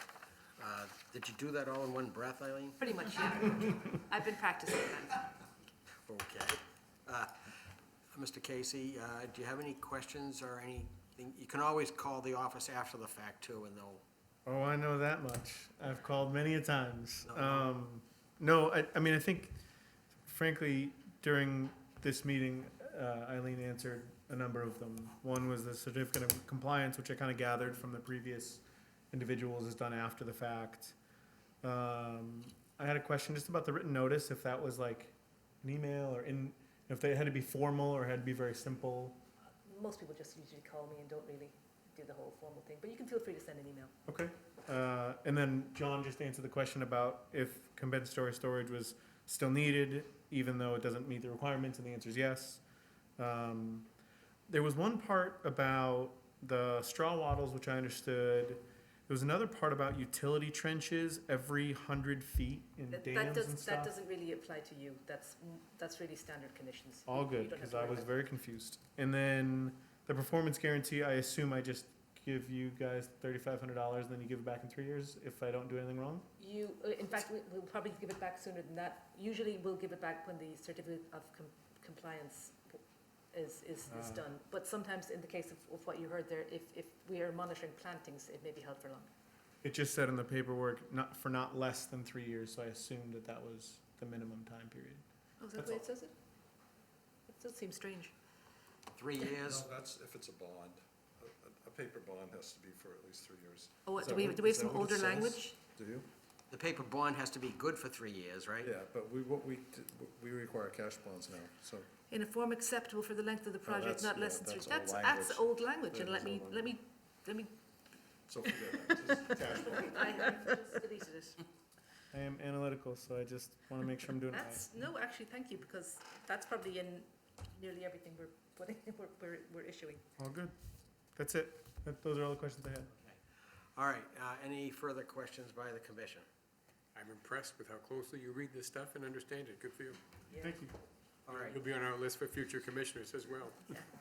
We screened a couple tonight.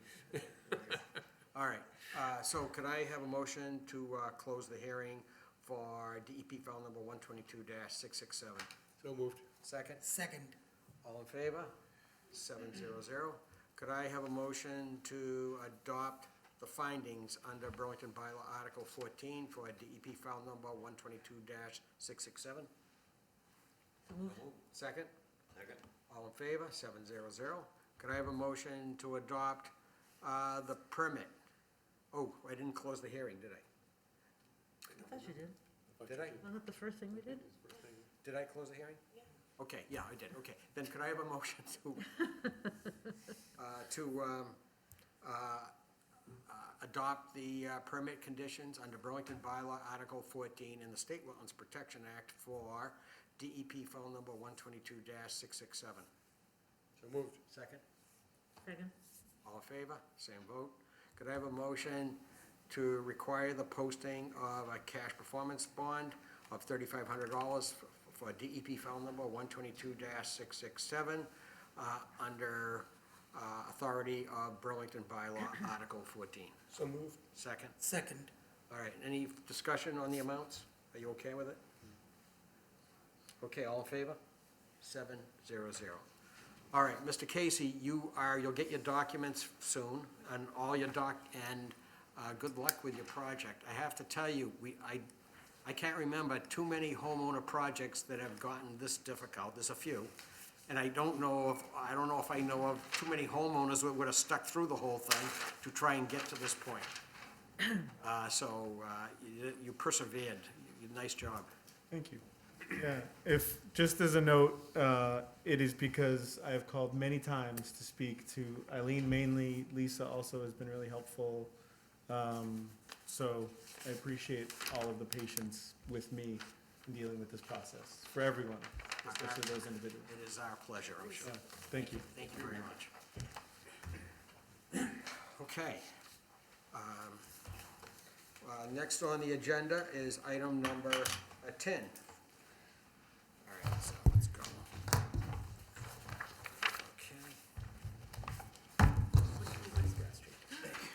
Okay, item number 10, notice is hereby given, the Town of Burlington Conservation Commission will hold a public hearing, during which time will take all information related to a notice of intent filed by MGW Realty LLC for the demolition of a dwelling and construction of a new dwelling located at 44 Westwood Street in Burlington.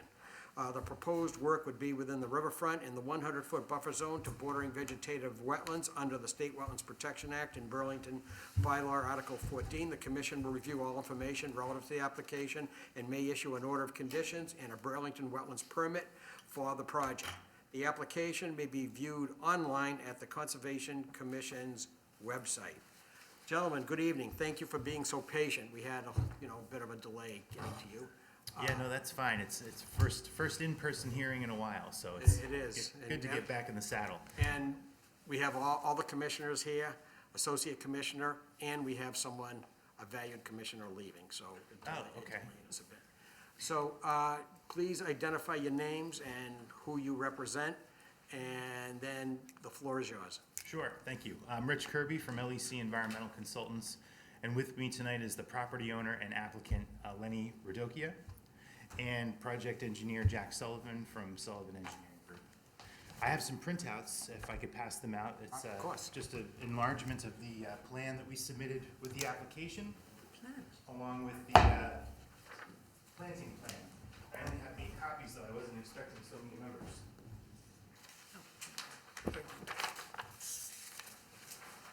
So this site is in the, it's near the Wilmington town boundary. It measures about 20,000 square feet in the northern portion of town. And there is an existing single-family dwelling on the lot with a paved driveway,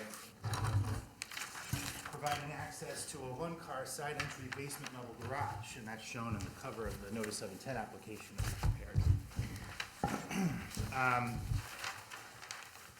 And under existing conditions, the house, we have a number of resource areas on the property. We have a bordering vegetated wetland, which surrounds the house really off the back corners. The wetland boundary extends into the lawn area based on the presence of wetland soils.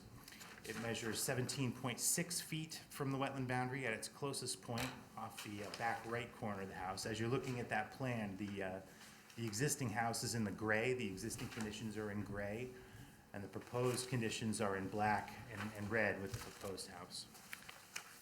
Additionally, we have a regulated stream under the bylaw. The mean annual high water line is the observed lateral extent of flooding, which we flagged, which places virtually the whole site within the riverfront. We did run stream stats to figure out where the stream becomes perennial under the act, and it seems to be about over 200 feet away. We included the stream stats data to justify that. What Lenny's proposing to do is to tear this house down and build a new house. Right now, the house measures 26 feet deep, which is a pretty narrow house by today's standards. However, we recognize the fact that we are very close to the wetlands. We're in the riverfront area. And so what we're doing is we're tearing the house down, building a new house that's also 26 feet deep. You'll look at the garage portion of the house, which is really the extension of the living area, right? The living space above the garage, and the garage is actually going to go over the existing paved driveway. So we're trying to minimize our footprint, take advantage of the existing impervious area that's out there. We'll have a front-facing garage, so that reduces the size of the driveway. The only thing is, right now, that existing house, you can look at the front yard setback, and the front left corner is inside the front yard setback, the zoning setback. So we have to rotate the proposed house ever so slightly clockwise to get the whole front end of the house out of that front yard setback. As a result, our new house is 0.2 feet closer to the wetland compared to the existing house. So we're at 17.6 instead of 17.8. And that's the back of the garage, which measures 24 feet deep. You'll notice the back of the garage has two lines. The second line is a cantilevered section. The living space will be cantilevered over the garage, and it will be 26 feet deep, just like the rest of the house. We are proposing a fair amount of mitigation to offset the impact and I think improve existing conditions. First of all, I'm not sure if the commission's had an opportunity to go to the site, but we have a number of sheds and concrete patios all surrounding the house. All that'll be removed. We have a reduction of impervious area by 885 square feet, or roughly 25% of the impervious area on the lot. We are proposing a stormwater management system in the front yard that will collect and infiltrate roughly 600 square feet of roof runoff, and that's based on the Cornell precipitation data. We're limited in our ability to infiltrate stormwater because the groundwater level is going to be so high in the back and side yard. We know that based on just looking at the wetland soils, we've got redox features within 1.5 feet, 2 feet in the backyard. So that's not going to work. So Jack did the best he could to collect and infiltrate runoff from the front, and we thought that, coupled with the 885 square foot reduction of impervious area, is significant. Lastly, we're proposing to restore 3,290 square feet of existing lawn area within the BVW, the buffer zone, and that overlaps the riverfront, the bylaw riverfront area in the backyard.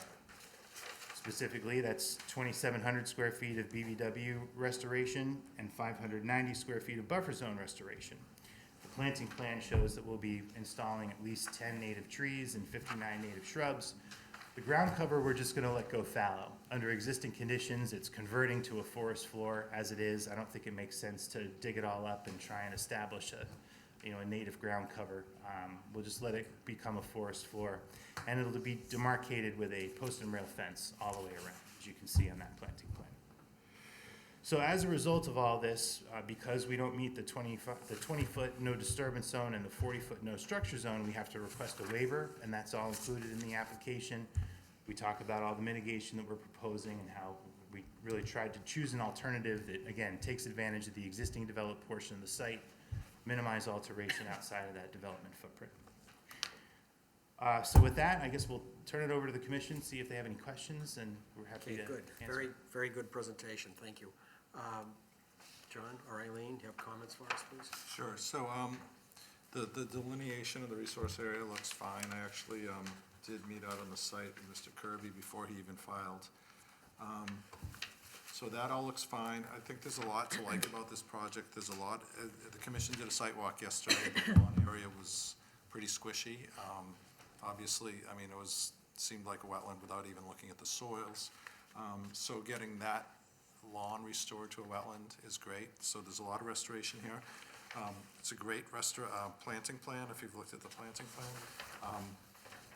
just curious, where will you get all these native? I mean, we see planting plans, and then we go out and find that there are varieties and Yeah. cultivars and. We run into that a lot.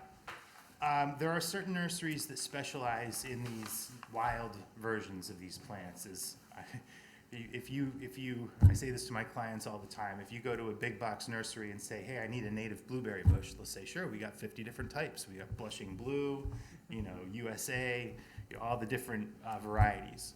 If you go to a nursery and you see a tag on a plant and it'll say the scientific name, for example, for blueberry, Vaccinium coriambassum, but then after that it'll have a quoted name like blushing blue.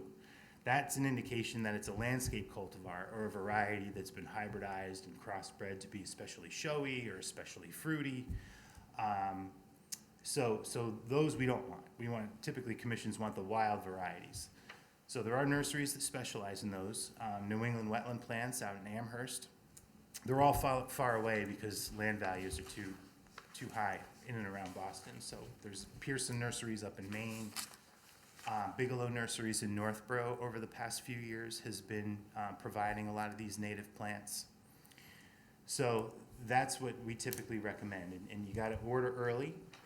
A lot of the restoration designs that we have, if we know that they're gonna be planted, we recommend to their clients, call the nurseries now and say, hey, I wanna order these and have them on reserve. Because these nurseries can't keep up with the demand, and by the time June comes, they're sold out of most of what you're looking for. So those are my thoughts on it. So there's enough species provided here that, so if like one or two of the species isn't available, there's, just increase the numbers of some of the ones that were available. Do you have any concerns about the project at all? No, so obviously it's within the no-build. However, the commission has historically said no closer than existing, and they've actually used included structures other than the main structure of the house. There's been outbuildings and whatnot, so there are outbuildings way beyond the existing house here that are being removed. The new house itself is essentially at the same setback as the proposed and the existing are essentially the same, I think, a fraction of, or an inch or two or something. But the benefit is you're removing those 2 or 3 sheds that are currently in the wetland. Is that the trade-off for granting the waiver, the fact that the sheds are being removed? Is that what you're saying? And it's no closer than, and there's really no alternative. They're building a very narrow house. They can't pull it any closer to the street. I think they've done a pretty good job of maximizing the distance to the wetlands. Good. Thank you. All right, so I'll go right along. First, why don't we start with Jennifer? Any questions on this?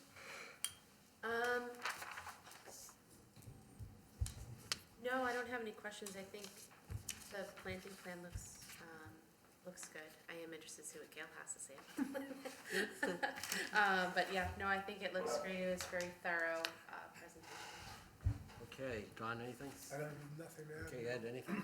We just happened to see one thing. Do you know what that pipe is that's sticking up? Yes, we looked at that, or I called Lenny about that after the site visit with John, and it's actually an electrical outlet. Oh, goodness sake, because Pretty big I pipe for moved it and electrical I outlet. couldn't quite see what it was.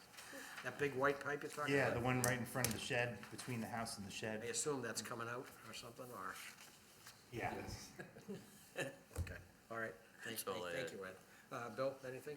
Yeah, I got a couple comments. The infiltration device on the front yard, have you got any information to show that it'll actually work, the level to, the separation from groundwater? Yep, so what I did in this case, if you look at some of the spot grades, right at the wetland line, at the BVW line, the ground elevation is around 110.8. So I set my maximum groundwater table at elevation 111, a little bit more conservative. If you look at the detail of the Caltech units I picked, I show a minimum 2-foot separation, which is required by DEP Stormwater Management, to the bottom of the 6-inch crushed stone layer, and then the Caltech's embedded on those crushed stone. Okay, so there is enough elevation there, great. And I can handle a 10-year storm event for the Caltech units out front, and I have a pop-up emitter that will discharge in larger events into the grass area and then flow off slowly, so. That was my next question, what is a pop-up emitter? So Yep. that's it, that's So the in a- overflow device? Yep, it works with hydraulics. It can, in a larger storm, the water will just, it'll pop up this little discharge device in the grass, and then it just slowly disperses into the grass. Great. Where is that on the code? Right down here, right there. That's the overflow. Yeah. The overflow. It's- And you'll also notice, one other thing is, we are having a walkout basement, so we tried to limit grading impacts with this as well. And you'll notice we picked a deck instead of a patio out back, so a deck is considered pervious, and we're showing 4 to 6 inches of gravel to be below the deck to allow water to recharge into the ground. So those were some of the other design features we looked at. You've done a lot of thought, and it's an excellent design. There's a culvert pipe that from the back, you show it on the drawing here. Is it functioning, do you know? I mean, it seemed like it was a lot of, it might even be plugged, there was a lot of mud and stuff in there. Are know you if it's referring to the 12-inch drain pipe from the catch basin in the street going back to? All the way back, yeah, to the upper right on the drawing. Yeah, when I was out there, and I was out there last fall, really, doing the survey work, it looked like, when I got out to the bank, half of that pipe was filled. Not filled, but the water level was up high, right? So I don't know in the springtime how well it functions. It will remain. I couldn't find any indication of an easement, like a town easement associated with that drain line, but since the drain line was there, I show it. Is there any way to clean it or make sure it's functioning, or maybe it would help improve the water situation? I think the lateral extent of flooding to that head wall and into that culvert has more to do with the down gradient stream. Okay. Maybe there's some beaver activity or something like that that's not allowing the stream to flow adequately, because for such a small watershed, there's a ton of water out there. Okay, so you don't attribute it to that drain? I don't think so. I mean, I'm not sure what the elevations are. That rim is. Yeah, I don't have an invert, but you don't have an it's only a invert, 12-inch yeah. pipe. It's not like a 24 or I 36 poked inch. it yesterday, and it seemed like it was pretty full of sediment and stuff. Right. Yeah, if the rim is almost 113 and our wetlands are at 110, that means the invert of that pipe can't be too much above 110. Right. So there's probably not a lot of pitch to it either. Okay. All right. The catch basins on the drawing, they're all existing? You're not putting in new catch basins? Those are existing catch basins? Those are existing. And we're showing protection on those catch basins. The owner will install silt sacks at each catch basin location prior to any work. Okay. What are your plans for driveway runoff? How are you gonna handle that? I'm having it go out to the street. I have I'm not looking to capture any of that. That's where the existing driveway is now. Okay. The footprint's increasing slightly to the westerly side just to accommodate a 24-foot wide driveway. But as Rich had said, the existing driveway was 952 square feet of coverage. We're gonna be 550, knowing that some of the addition, 576 square feet. So the net change in impervious in that area is minimal. Is there any possibility of pitching it or crowning it to get a stone drain on the side? I looked into that, but if you kind of look, if the groundwater elevation's at 111, at the property line at the back of sidewalk are at like 112.5, so there's only 1.5 feet of separation between the ground surface and the water table. If I put in like a trench grate, those are typically like 1 foot, 6 inches deep. And then I go to discharge and I'd be in the water table, so I wouldn't get any I was just thinking positive more on the effect. side of the driveway to just have a stone little. Oh, I see what you're saying. Yeah. You could put in a drip trench along Yeah. the side of the driveway. Exactly, just to catch and infiltrate some of that water. We'd be open to that. Yeah, that would be great. It would get a little more infiltration before it The hits the street. driveway would have to be crowned. Yeah, crowned or pitched, one or the Yep. other, right? Would you put spot grades on the drawing so that whoever's, when you're doing the construction, it's noted? They know it'll be super elevated to that one side. Right. Yep. That makes sense. I'll show a 2 foot wide by 2 foot deep drip trench on the easterly side of the driveway. That's good. It's a difficult lot with a lot of resource areas involved, and you have certainly done a plan that shows respect to those resource areas, and I appreciate it. Thank you. Okay. All I have. Indra, anything further? Yeah, Bill covered very good. Only one thing. You said that reduction of impervious area, how much? 885 square feet, or roughly 25% of the impervious on the lot now. So you're reducing that much? Yes. Okay, all right, thank you. Okay, so I have a couple of questions, and I agree that, you know, you've added some things here that are helpful in terms of restoring the wetland and also showing some improvement for working in the riverfront. There are a couple of things that I thought of that you might be able to take a little further. So in the proposed deck area, you have the step down, you have like a concrete pad.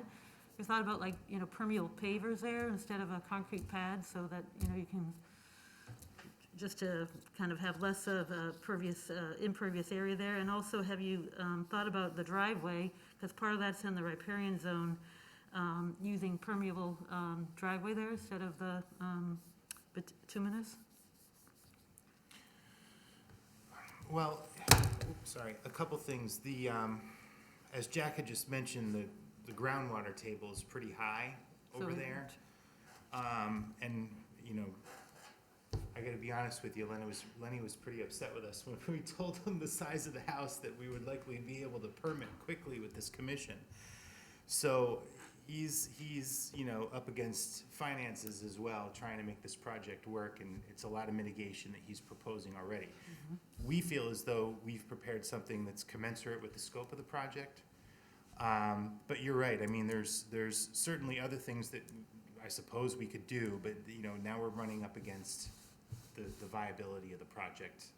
Well, as a whole. I mean, I think, you know, permeable pavers are kind of a pretty simple thing to do. I don't think they change the cost that much. Oh, they do Well, I have significantly. I have a driveway. Yeah.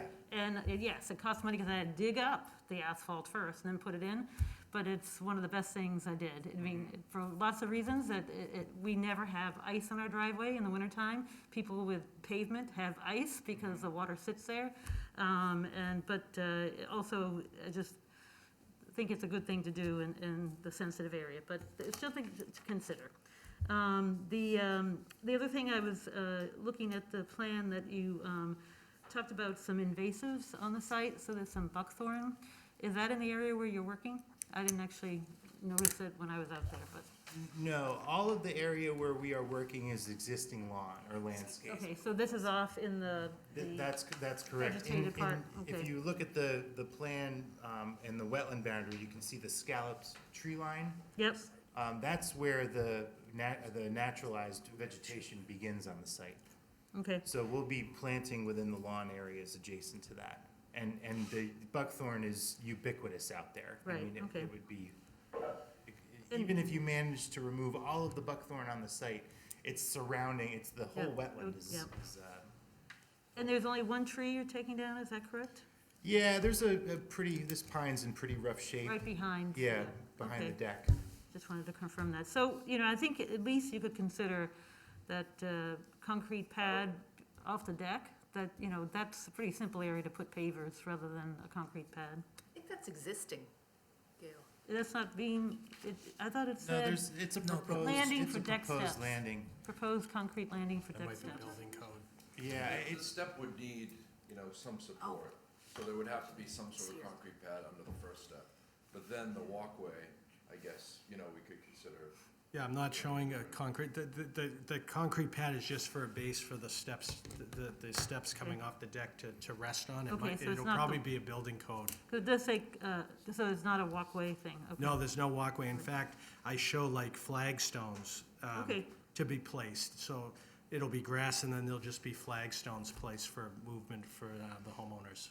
And then the other question I had is, how do you plan to handle the, like, demolition and excavation within that resource area? So everything on the plan will have a silt fence and a sock, so we would be working, you know, within the boundaries of that. Yeah, the heavy dashed line that's surrounding the site, the development, That's your, yes. it's about 10, 15 feet off the house. That's the erosion control boundary. Mm-hmm. And so they'll probably put a dumpster in the, or dump trucks, depending on how many times you want to move it, in the existing driveway when they use an excavator to dismantle the Okay. existing house. Yep, and then cart it away. Yeah, and then once the house is down, they'll be able to excavate and, use the front lawn area and the driveway for material stockpiling and soil stockpiling. Usually you want to minimize the amount of times you move that soil. It costs money every time. No, I think that's great. So I think the plantings look great as well, and, I appreciate that you've, included the split rail, the post and rail fence. I think that's, usually an addition that we ask for, so that's all I have. Okay, Kent, anything? I think getting rid of the sheds and some of the other concrete stuff is a good idea, and I think Gail. Okay, thank you. All right, is there anyone in the audience for the project at 44 Westwood Street? Any comments? All right, so what I heard was you're gonna put a couple of spot grades on the driveway and a trench of some sort to catch the runoff. So it's gonna be crowned, so maybe you'll try to catch some of that runoff. Is there anything else that anybody heard? I do have a couple more, one suggestion and one question. I would suggest that maybe you talk to the Department of Public Works, the engineering department, about maybe having the town acquire an easement for that pipe in case there's ever any issues with it.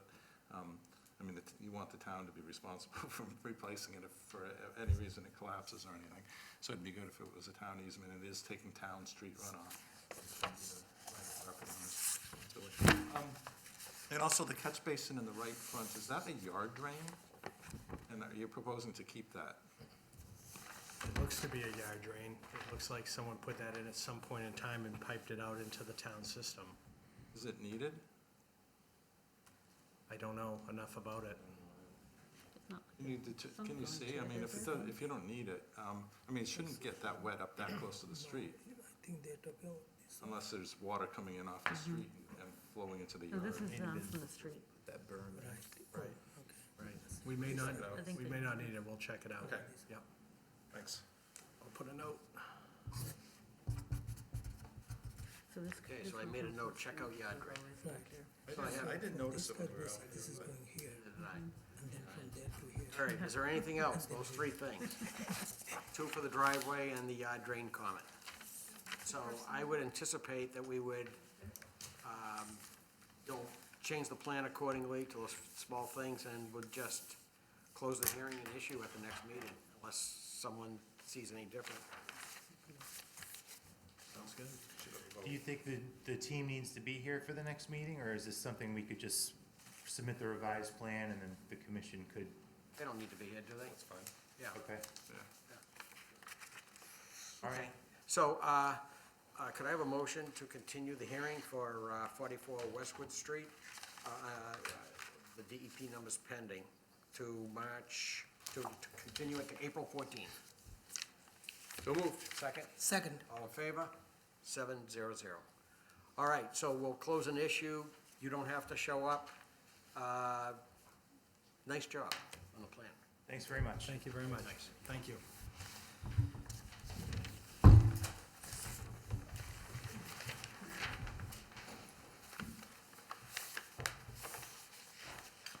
Okay, next on the agenda is continued public hearing, 15 Adams Street. It's for a stormwater erosion and sedimentation control permit. It's to construct a warehouse addition, parking lot, and stormwater management system. Is there someone here from 15 Adams? Hey, we finally got to you. Sorry for the delay. Wow. All right, so you'd like to state your names for the record? Sure, yes. Good evening, Mr. Chair and fellow board members. My name is Robert France. I'm with Senate Construction Corp. We are here on behalf of the owner of 15 Adams Street, Filter Sales and Service. We're the design builder. Dan Hazen is the civil engineer for HSH, and we're here for the continuance of the hearing. you had we had had a number of requests from the last meeting. Right. And I believe that we're prepared to address, we've addressed most of those, and there are some that we talk about further, so. Okay, would you like to give any summary, or we? Sure, so you had a number, Do that. I'll let Dan take the helm on, with regards to the nitrogen issues or questions related to that. We'll address the asks, but not required. Dan Hazen, I'm with Howard Stein Hudson Associates. One of the requests that you had put forth was to run the roof runoff directly into the second cell of the infiltration basin, as opposed, so it wouldn't go into the sediment forebay. I was able to do that. I was able to run it out at a manhole and then discharge it directly into the infiltration section. Right. I have been talking with Eileen quite a bit over the past week about the phosphorus removal, and I believe we've. Yes, I'm satisfied that I now understand, you know, how the tool works and what they came up with, and we're actually now, with what I requested, we're at 69% phosphorus removal for this project, but that works for our Is that purposes. sufficient to meet this? Yes. The standard? Yep.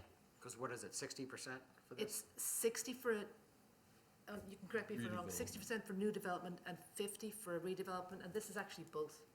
This is, so either way, We're all meets the set either way? Yep. Perfect, okay. I did remove the fertilizer, the liming, and the pest control from the operation and maintenance for the infiltration basin. And we did look at the basin over on in that area, adding a catch basin. And where the soils are fairly gravelly and with the depths of bedrock, we didn't know if that would really be a great place to put infiltration due to the breakout with a grade change right down to that, Right. that building right at the edge. You said that it might cause a problem with breakout on the slope. Not knowing what's under there, it kind of opens us up to, A future sort of- problem. correct. If there is a problem there now and we do anything, we would own it, and if there isn't, and there is one, then we would own it. So, and I believe Duncan was able to go out and stake the closest area, closest to the wetlands, put a stake in the ground, Correct, yep, so. yes. I think you've been out to, John, I think you were out and observed it, yes. Yep. And then there was just a Yeah. question of adding more trees, and I believe that the owners they're looking to landscape the property to, you know, make it look nice, so I'm not. Yeah, so the owners are amenable to adding, a few trees along the edge of the basin, both for safety reasons and to help, add to the landscaping, if you will. One of the other asks was to investigate solar panels for the project. And as you probably are aware, there's a process involved in that, so we're investigating that. There's an application process, et cetera. So we're evaluating it to see if it makes sense for the owner. But they're amenable and, as long as it makes sense for them financially and the benefits are there, they're amenable to doing that, so, okay. Okay, there was something about marking the end of the basin so we could get a better idea of where the end of the basin was in the field? Was that done? Yes, that's what he just said, yeah. That's done, okay. All right, I think that covers everything. Is there anything missing, Eileen? No, as Dan explained, one of my things was that I just needed to understand the phosphorus and that where the numbers were coming from. I'm confident with that now. I'm not sure if John has something to add about, because I know we had some questions just about about rerouting the, I don't know if you wanted to ask any more about that or whether we're okay.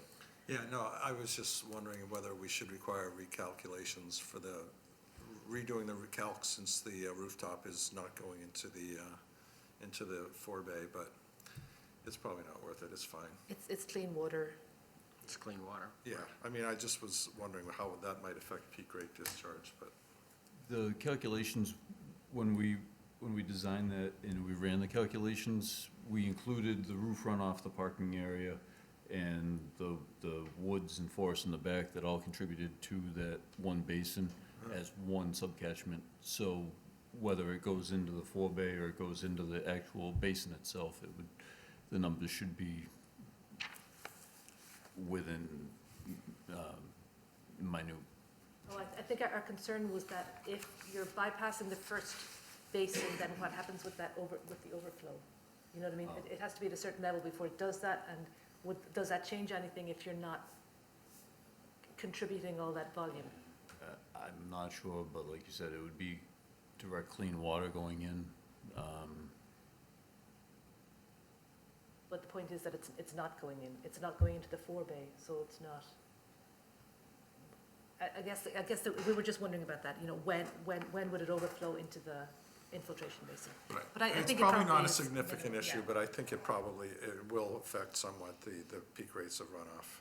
Because for a small storm, it may be completely contained in the forebay. Right. Now, with the original design. Maybe. And Oh, okay. now it won't be, but that's fine. I mean, I know the soils are real sandy out there, so I'm fairly confident, even anything that overflows the basin is going to infiltrate fairly quickly. Okay, let's see, on the left, Kent or Gail, anything on this? No, just whatever trees you intend to plant, just make sure you check with the office for a planting plan. Sure. Okay, Indra or Bill? All right, Ed or Don? Jennifer? I'm all set. Anyone in the audience for 15 Adam Street have a comment?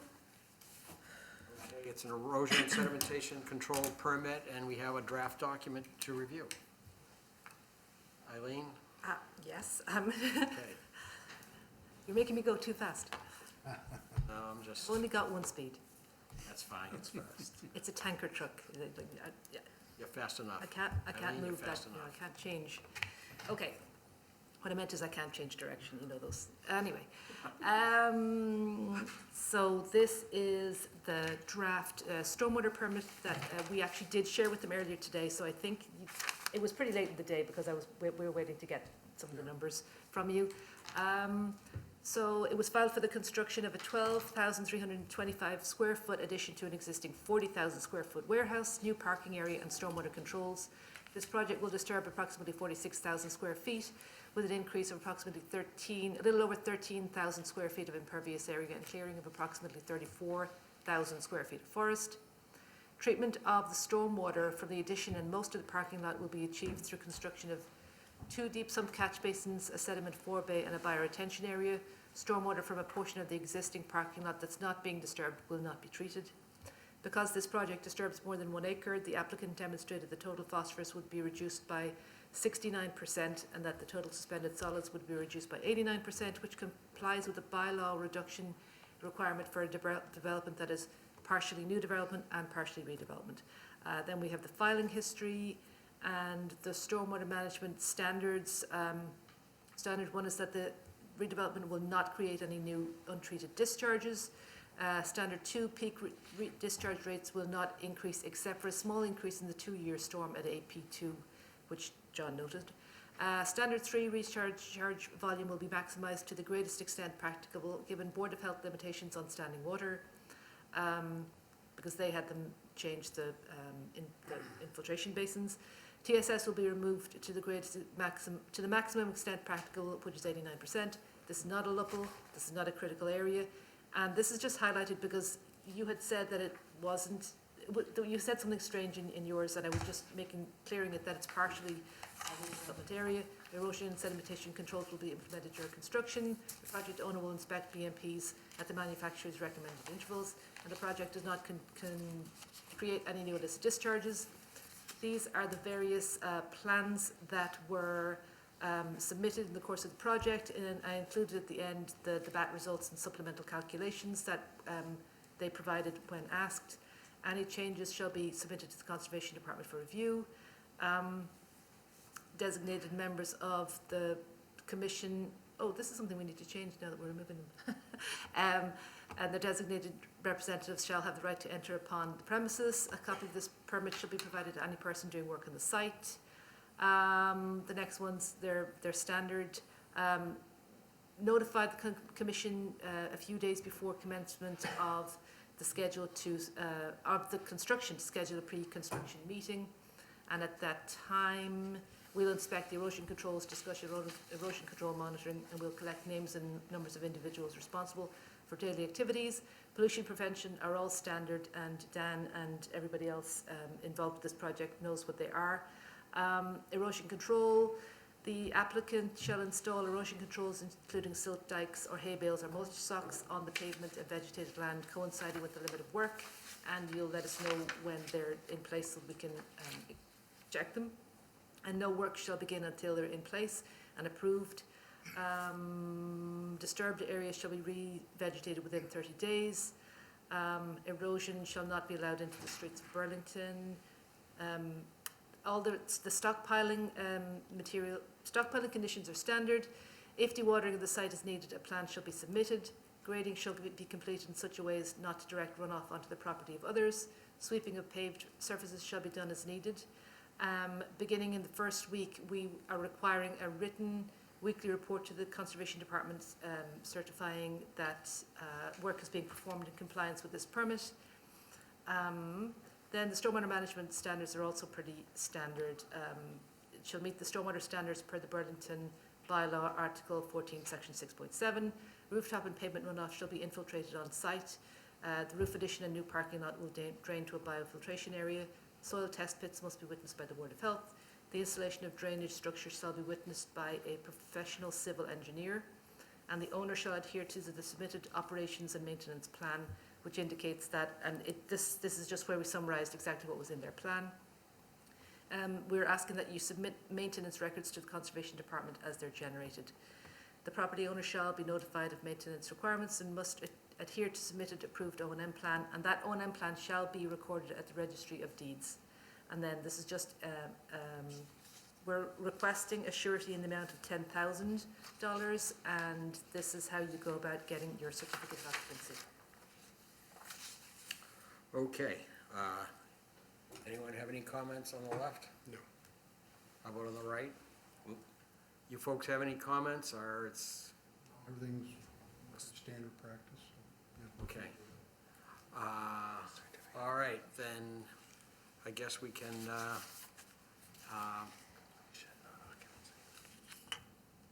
have a motion to issue the erosion and sedimentation control permit for the project at 15 Adams Street under Burlington Bylaw, Article 14, Section 6. Is there a motion to that effect? So moved. Second? Second. Okay, all those in favor? 700. Okay, is there anything else we need to do? I think we're all set, Did right? you vote on the surety too? Bond, Oh, yes, how much was it? 10, Oh, it was 10,000. 10,000. All right, could I have a motion to require the posting of $10,000 surety for the project at 15 Adams Street under Burlington Bylaw, Article 14? so moved. Second? For 10,000, you said? Yeah. The motion should state 10,000. 10,000, right. Okay, is there a second? Just did. Yes. All those in favor? 700. And did you vote to close the hearing? I can't remember. You were pointing something out to me, so we didn't hear. You did not. No, we did not. You did not. Could I have a motion to close the hearing for the erosion and sedimentation control permit application for 15 Adams Street? So moved. Second? Second. All in favor? 700. Thank you, John. Gail, congratulations on your retirement. Thank you. And good luck in Maine. Thank you. Is the owner of the property looking at various solar providers? Yes, we've submitted some, Great. we're evaluating right now. We've gotten a couple of Okay. proposals. I happen to be familiar with another name for someone who's done a similar sized project for a kind of a commercial religious organization. Okay. And because he's small, you might get a good price from him, Okay. okay? Do you want to share that? Name? I don't know if I should advertise it. Got it, okay. Okay, but We'll But you can pass it just on. check him the price. Yeah, In fact, I can just give you a piece of paper. Or- Get his number. or we can call. I'll give it to the office. We'll pass it on. Thank you, that's even better. Yeah, Okay, just another name to, yeah, no, I Check. appreciate that. yeah, yeah. Okay, Thanks so much. Thank you. Thank you very much. all right, thank you. Yep, have a good night. And I, Come on, Mike, close. Doesn't want to. Okay. Because I've got the stupid big cursor. Okay, next on the agenda, let's see where we're at. Discussion of 127 Bedford Street, installation of paver blocks. All right, someone here for that one? Yes, Maureen Harold, North Environmental Services. Good evening. Sorry you had such a long wait. Thank you. All right, so you're gonna give us a summary of what you're now proposing? Correct, so, Commission may recall, I think I was in front of you about a month ago. We viewed the initial design that we presented to the Commission. As a result of a number of comments and concerns, we revised the plan. So essentially, we're proposing that retaining wall to extend along my client's property and the Callahan's property down into the 5-foot wide infiltration trench. We propose to widen that from 3 feet to 5 feet. The purpose of that is to direct the runoff into the infiltration trench and avoid any type of runoff going towards the Callahan property. Then we proposed a 24-inch wide infiltration trench that will discharge into a 200 square foot rain garden down at the base of the wetland. In addition to this, we're also proposing to expand the wetland area by 5 feet. Essentially, this will allow for more storage. And this was one of the suggestions by the commission at the last hearing. We're also proposing additional plants as well. And I can open it up to the commission with any questions or concerns. Okay. Could you just restate how you got that 5 feet additional wetland? Is that, you just decided on 5 feet, or did we say 5 feet? No, the commission didn't have really an extensive conversation. It was more of an idea at the last hearing. Okay, all right, thank you. All right, John or Eileen, do you have some comments on this one, please? Sure, so 5 feet by what? What's about the square footage of that area? It's, I have that, it's five, Four. he can answer, but It says 410 on here. Okay. I think it was 5 feet by 70, 5 feet by 65, something like that. You know, I think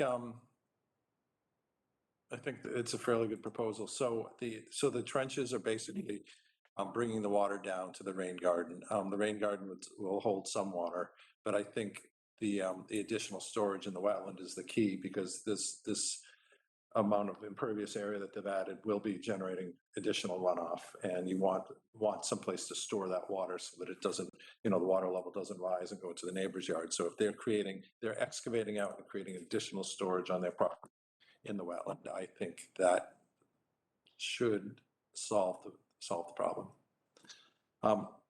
Also, for Maureen's benefit, the commission did a site walk at 13 Pleasant Street yesterday to look at the trench construction. So there was a trench constructed from the rear fence of 127 down to an existing catch basin on the property on 13 Pleasant. However, I think the commission agreed that that trench probably needs some more work. There's the beginning of it right near 13 Pleasant works fairly well, and the water drains off 13 Pleasant into the yard I mean, off of 127 into 13 Pleasant, but then it just sort of pools and floods onto their sport court because there isn't enough of a pitch in the swale.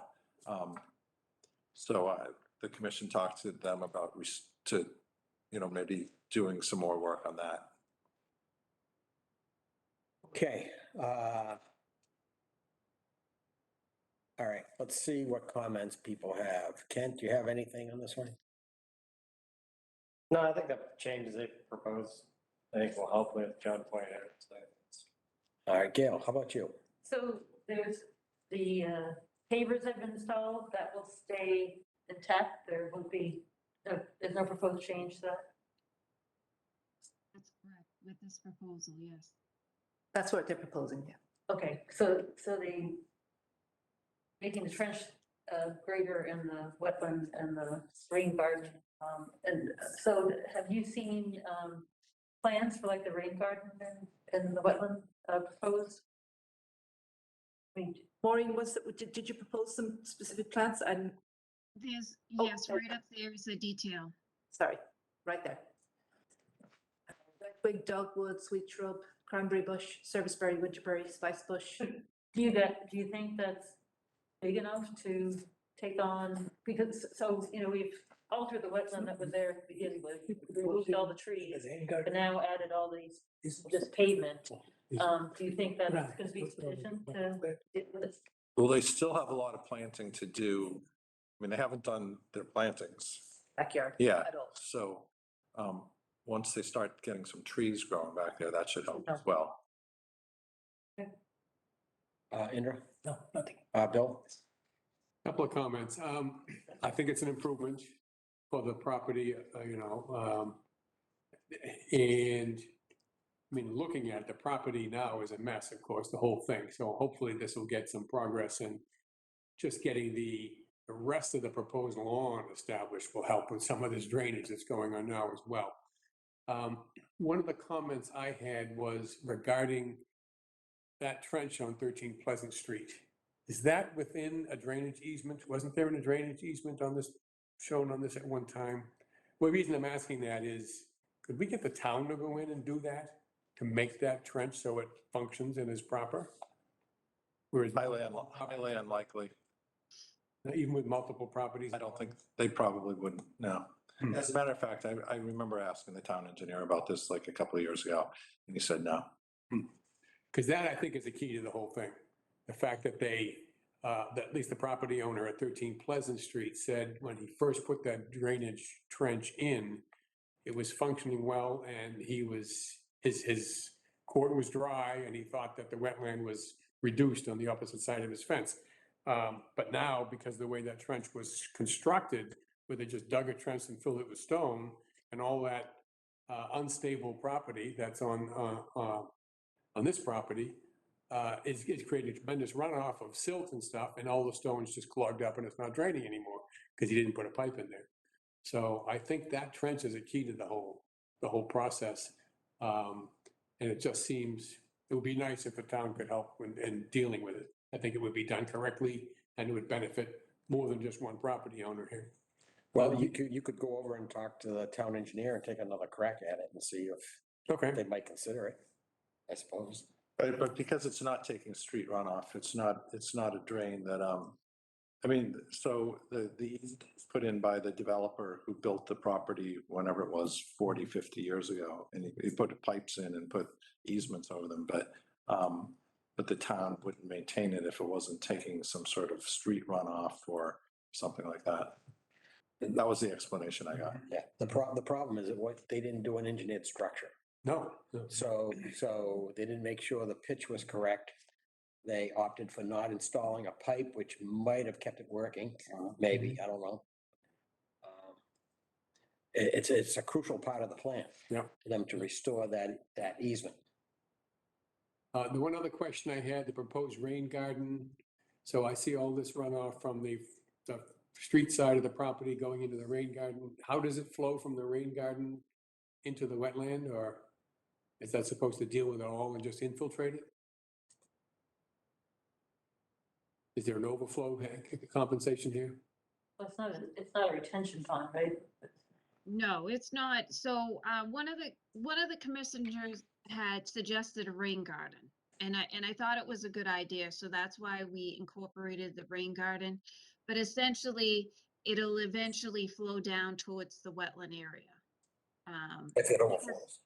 Right, so I think we originally had a infiltration trench directly down towards the wetland.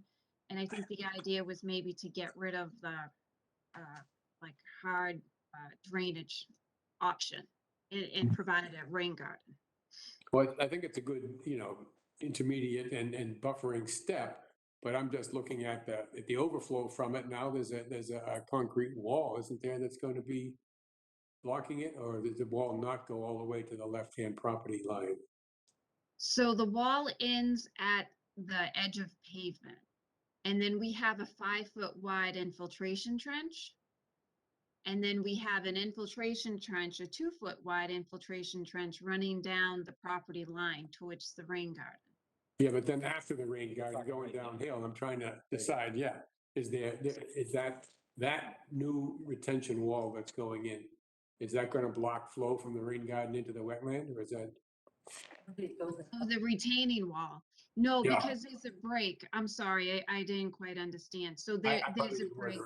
Yeah, there's, Right there. that's what she means, right? There's a break there. So what are you saying, Maureen? There's a break there? Right, so where Eileen's pointing, the wall ends. Yep. Yeah. So so the wall does not continue all the way to the left property line. Correct. There's a place for that water to flow. Okay, thank you. That's all I have. Okay, Ed, anything further? Only question I got is, have we considered talking to the neighbor Callahans to let them know what's happening here? They're on. They're up there. They're here. They're up there. Okay, all right. They're very aware of what's happening. Don, Nothing else to add? Jennifer? I have nothing else to say. Okay, Maureen, one question occurs to me. These people at 127, they paved additional area that we didn't expect, correct?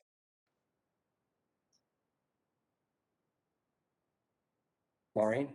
Yeah, Okay. yes, that's correct. And compared to the amount of pavement draining down into this infiltration area and rain garden area, what is the percentage increase in pavement that is contributing to that area because they did that? I don't know. I mean, I can't give you a percentage off the top of my head tonight. Okay, that's fine.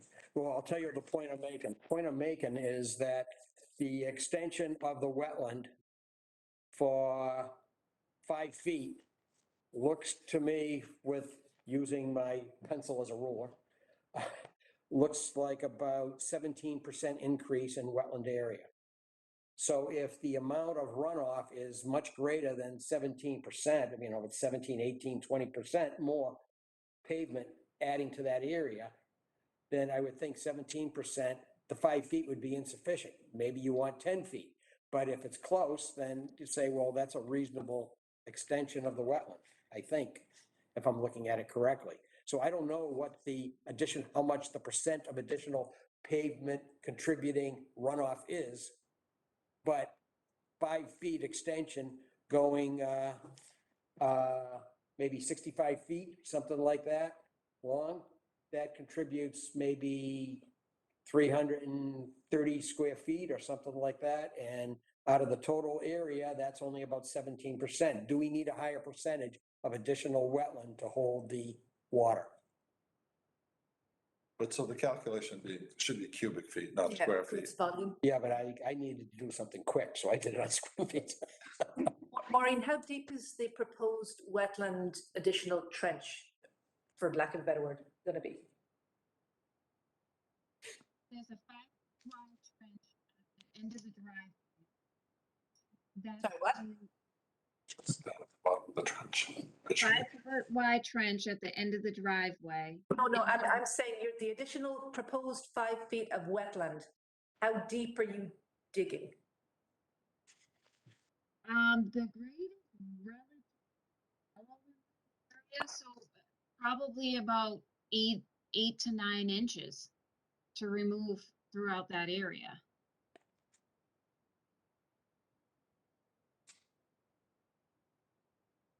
The pencil, doing the calculations. Yeah, thank you.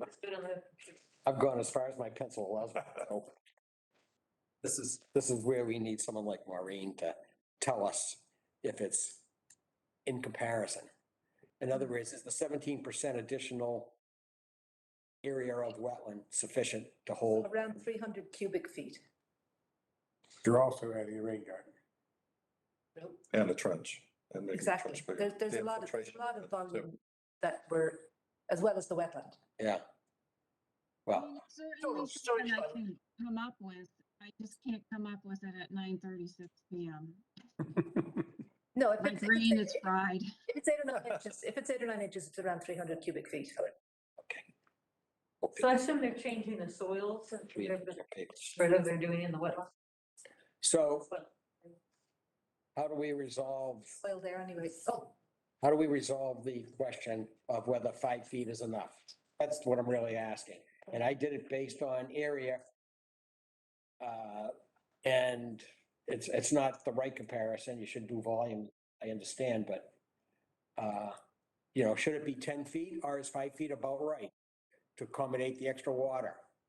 well, we can try making those calculations with Maureen, and I can help too, because there's also the trench, which will have quite a bit of storage capacity, and the rain garden, which will have more storage capacity as well. Okay, well, I know the question, I just don't know the answer, obviously.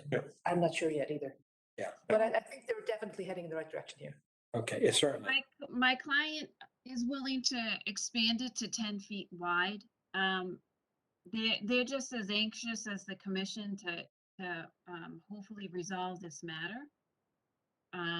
So Why don't we make that's an an option. executive decision and call 10 feet and call it a day? Save everyone additional expense. Right, and you'd like them to get going on this construction project in April. So, Maureen, can we call it 10 feet and call it a day and no more calculations on it? That would be wonderful. Okay. And the other thing is the rain garden, how deep is the depression on the rain garden? Typically, they're like 4 to 8 inches, is that?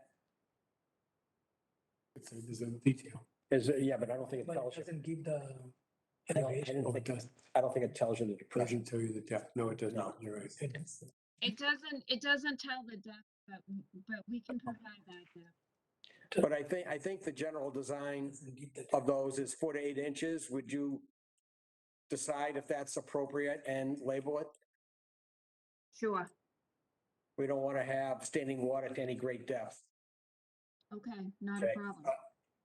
And I also noticed that the composition of the media was 40% sand.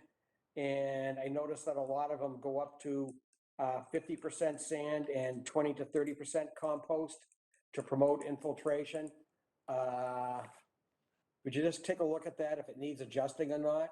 When I looked at design of these rain gardens, the percentage of sand is a lot of times higher than the 40%, goes to 50. Okay, I will check that. Okay, that's all I have, thank you. So what do we, what? Yes, I just had a question on because sometimes maybe it's a new person question, on the planting and the trees, what's the plan to monitor that? To make sure, because if it takes a bit of time to get them planted, what's the plan to? ask her, that's a good question, actually. Yeah, I just had a question on the trees and the plants, because it could take a bit of time to get them established. What's the plan to monitor to make sure that's maintained and? And this was a previous NOI when we already required the plantings at that point. This has just come about because they paid more than we expected. So I think it's in there, but I can find that for you. So there might be a condition already in force for that, is what you're saying? Yeah. I'm opening up the permit now to see if it was mentioned. Okay. And if there's not a condition, we're more than happy to monitor the plants. So. Okay. All right, so what do we need to do here, Eileen? Do we approve this plan? Or do we, That's a good question. I think that's appropriate. We can approve this plan, go and go with that, and yeah. yeah. Well, as discussed. as discussed, With the the revisions? Yeah. Does that increase of 5 foot to 10 foot on the new created wetland move everything out 5 more feet? The whole Yes. retaining wall and everything else? Oh, No, I don't think so. I don't think so. I think That's because currently the 20 foot, that's the new 20 foot no disturb, right? Yeah. We'll get back monitoring. Oh, Yes, it moves everything out 5 more feet, you're correct. right. Good point. And it would shift the rain garden a little bit to Exactly. get out of the way of that wall. So should we have a motion and state the changes and they'll submit the plan rather than hold it? All right. Yes. So could I have a motion to approve the plan subject to the? Mr. Chairman, Yes. I'm sorry, I think Miss Callahan wants to speak. She has her hand raised. Oh, That's right. I'm sorry. Mrs. Callahan, I'm sorry I forgot to go to you. It's okay. Nice to see you guys back in there. Yes, well, you're just this tiny little box on our end, so. I know. I didn't know we would have gone in person, but my husband has a question. So, Choose the raise hand function. thank you for letting us speak. And, you know, we want to put this to bed as well. What is the commission's plan? This construction has deviated so many times from the original plan. How are we gonna ensure that the plan is executed as it's presented? Because, I mean, this has been years now. We're wasting everybody's time. We need somebody to make sure that plan is executed. That's my biggest concern. Because we've seen over and over, you've seen our face way too many times, complaining that they're not sticking to the plan. You know, I think that's my and my wife's biggest concern is that they're not gonna do what they're saying they're gonna do. And in other words, we can have the greatest plan, but if it's not executed, it doesn't do any good. Exactly. I get it. All right, so, Maureen, are you being retained to oversee this project?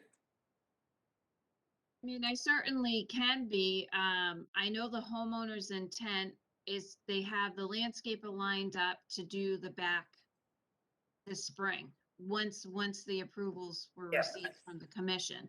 And the intent is to just get the retaining wall up, get the wetland excavated and everything stabilized. So that is the intent, once we can do it. Okay, how do we ensure that this gets done? Okay, so two things. I mean, one, there's a requirement for as-built plan. So the commission will get a plan that shows what was constructed as compared to what was approved.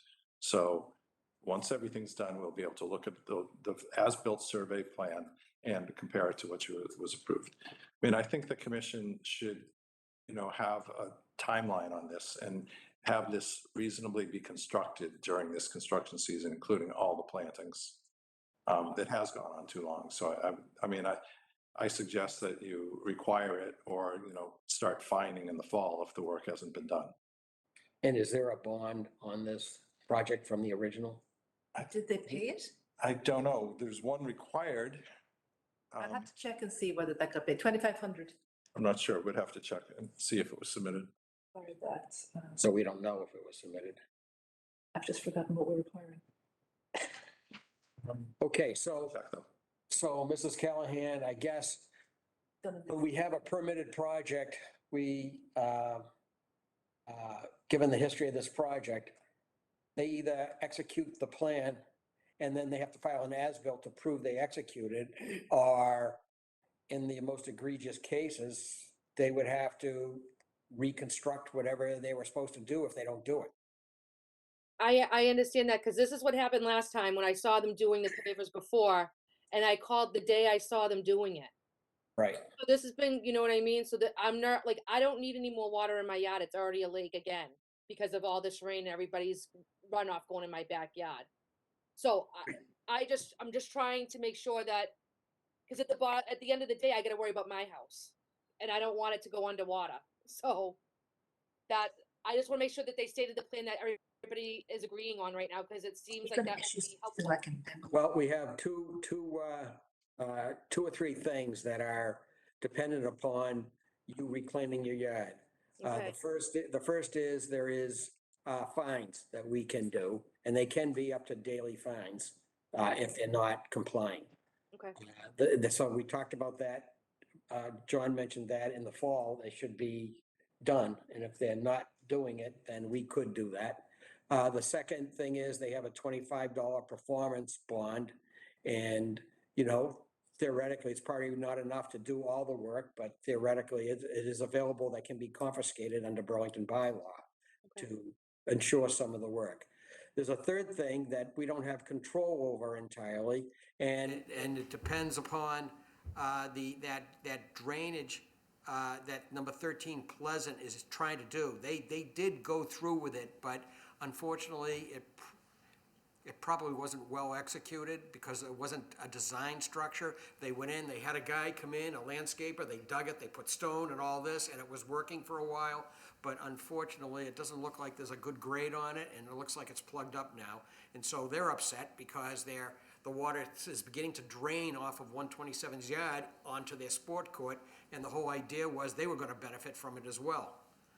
And so, I mean, without that working, it's not going to really clear up a lot of the water problem. It's gonna take a combined approach here, what 127 is doing and what 13 Pleasant tried to do and is going to do. Okay, so, they seem like they wanna correct the problem because they want it to benefit their yard as well.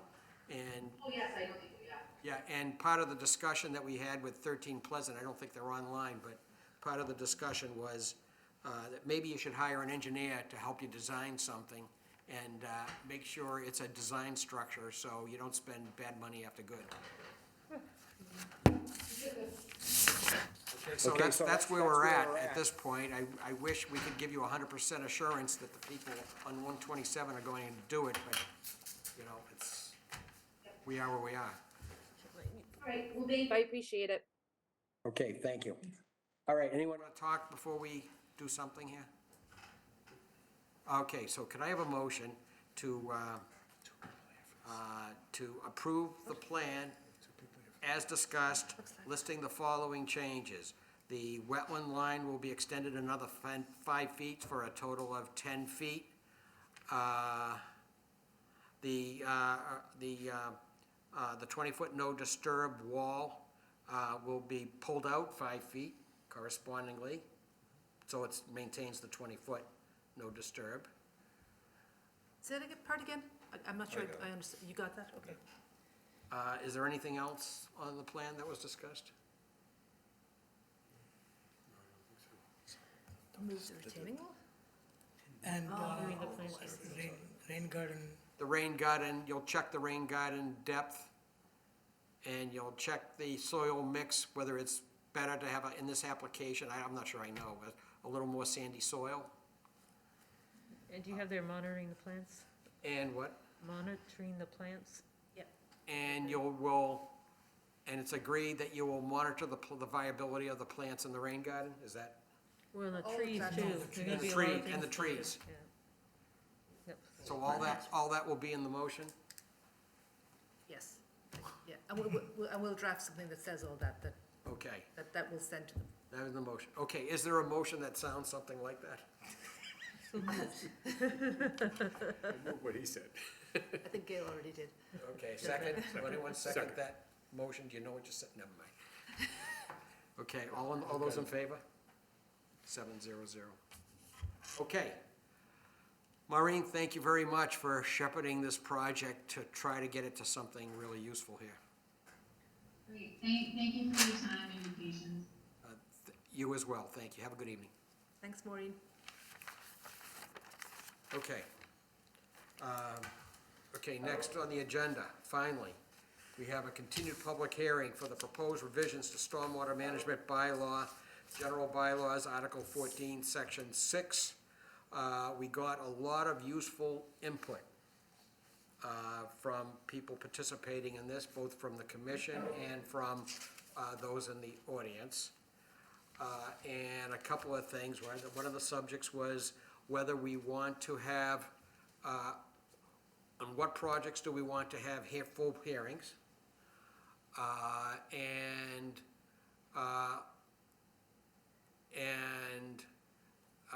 we were rethinking some of our thresholds.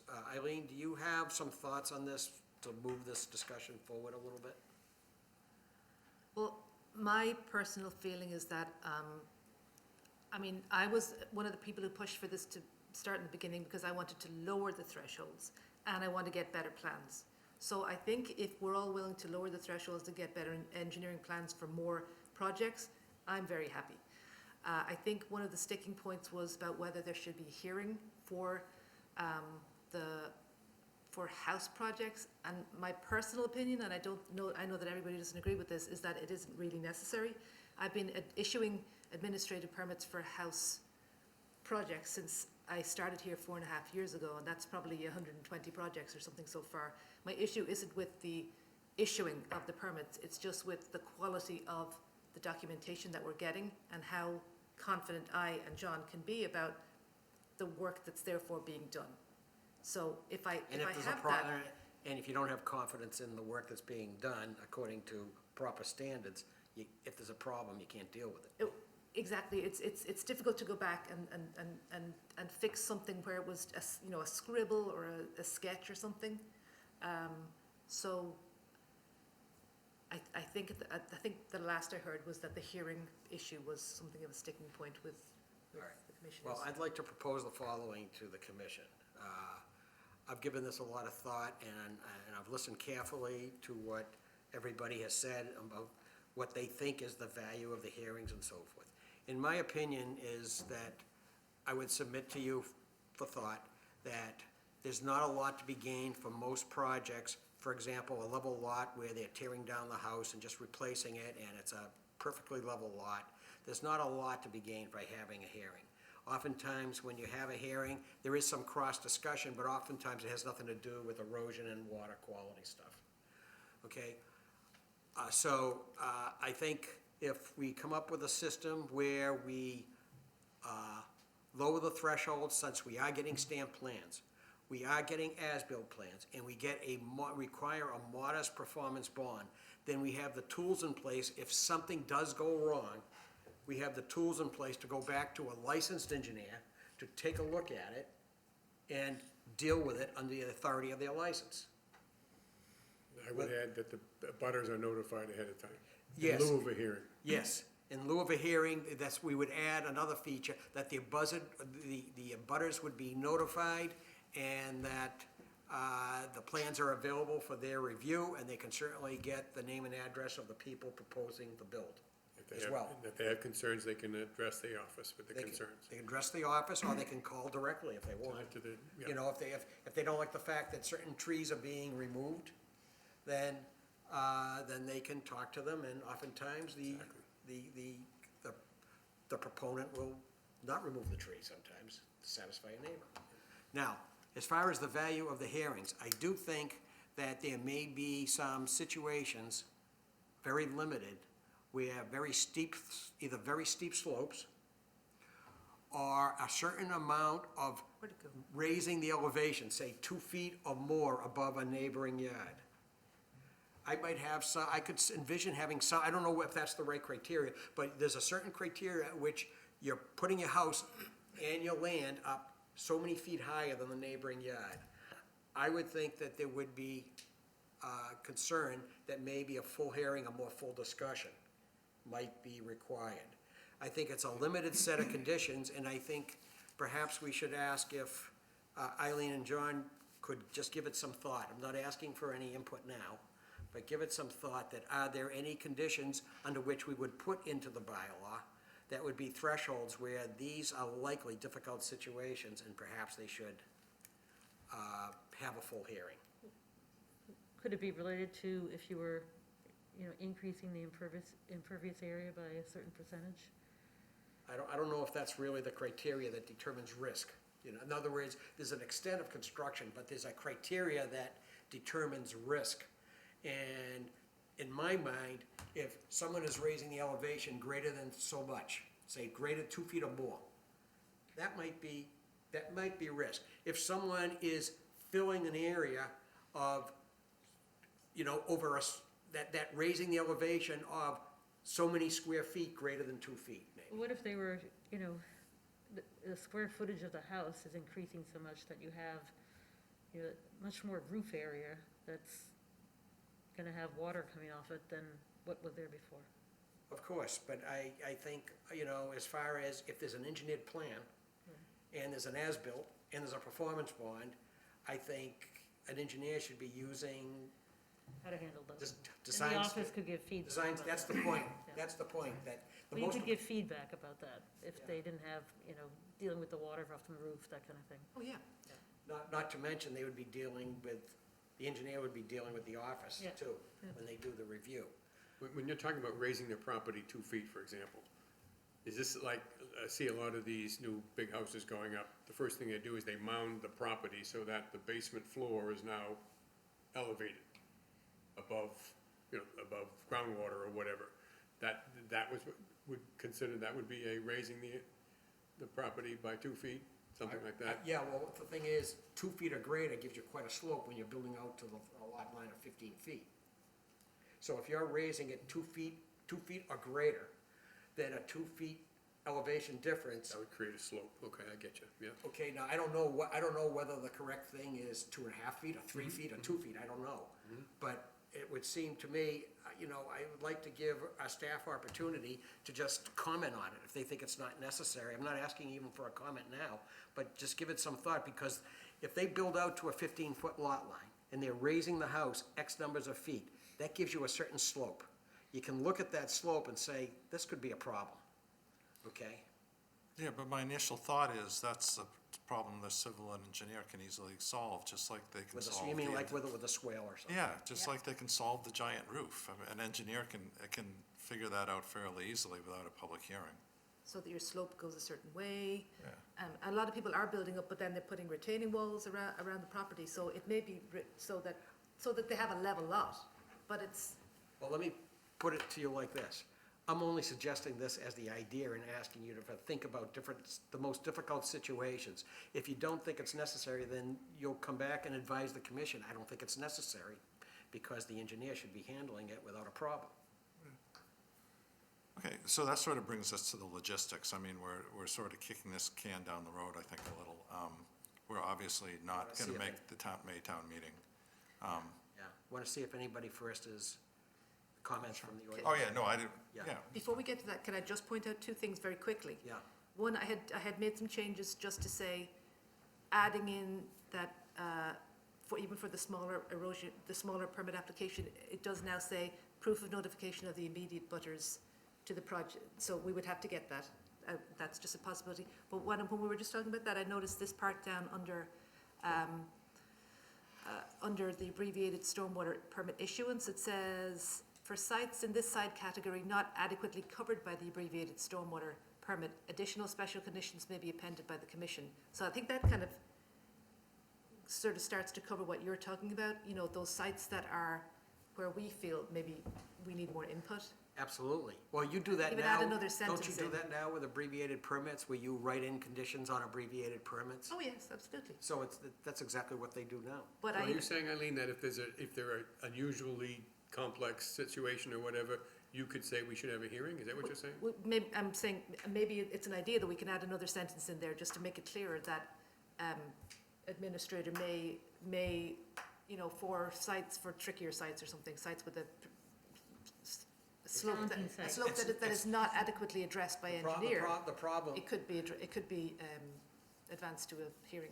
Okay. The problem is leaving it as, I think John said this to me, it's kind of messy, leaving it as discretion to staff.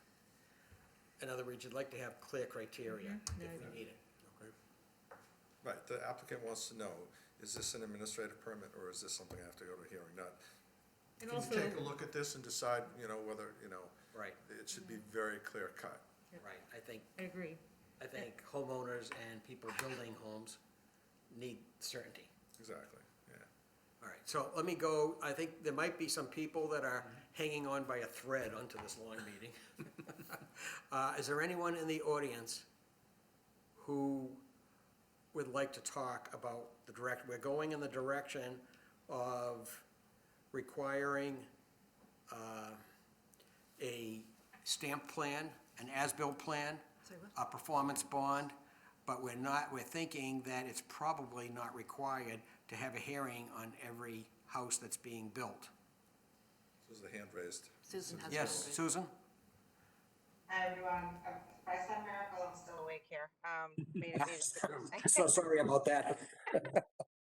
No, I'm just listening, but I think it's, it's going in a direction that, sounds, sounds reasonable. It's addressing the groundwater, and I agree with John that with an engineer on site and, pretty much all cases, maybe there's a criteria where there is some amount of filling that the engineer specifically has to address, any effects of that. But I agree that if there's an engineer on the project and there's, concern with filling or other tricky sites, that engineer would be the one who would, come on and address those things. But overall, I think it's moving in a great direction. So thank you. Yeah, thank you for that input. Okay. So now we can keep the hearing open, since we're not trying to get it through for the May town meeting. We don't have to close the hearing in any rush either. Correct. We could keep it open for several more meetings in case there's other comments that come in. Absolutely. Okay? Yes. Great. Yeah. Okay, so, Do they need to vote for us to pull it from the town meeting? Right, so Probably we should. have submitted it for town meeting, so can you actually vote to have us withdraw the article? yeah, from that the makes, May town that meeting? makes sense until we're sure exactly what we want to do here. All right. Could I have a motion to withdraw the article for town meeting to amend the existing bylaw, Article 14, Section 6? So moved. Second. All in favor? 700. Okay. And so I know a lot of people are really busy right now with other stuff. Do you want to continue this meeting until the second meeting in April rather than the next meeting? I think so. I will give us some time to think about it Yeah. exactly. And Eileen, I suspect you'll table some draft language for changes in Yeah. total? I will. Okay. All right. And the draft would be posted, right? So anybody who wants it can look at it? Oh, absolutely, yeah. Okay, It's currently on the website, and yes. Okay, that would yes, be it good. will. Yeah. Okay, so I think we're all set off of this item for now, and do I need a motion to continue? Could I have a motion to continue the hearing for the proposed revisions to the Stormwater Management Bylaw for Article 14, Section 6, to the April 28th meeting? So moved. Second? Second. All those in favor? 700. Okay, is that it? Do we have any other motions For this? For I don't- anything? I don't think so. coming up?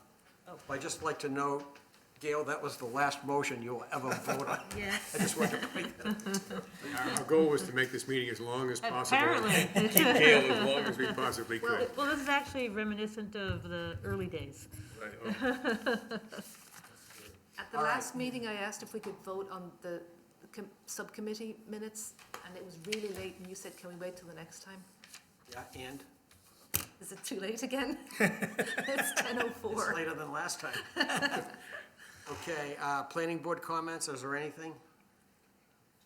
no. No, okay, subcommittee and staff reports? Do we want to vote those subcommittee meeting minutes? Has anybody looked at them? I did. You did? Um, Are they okay? just gonna do it under staff I wasn't reports. there, so they were Must okay to be me, okay. yeah. They were helpful to read through.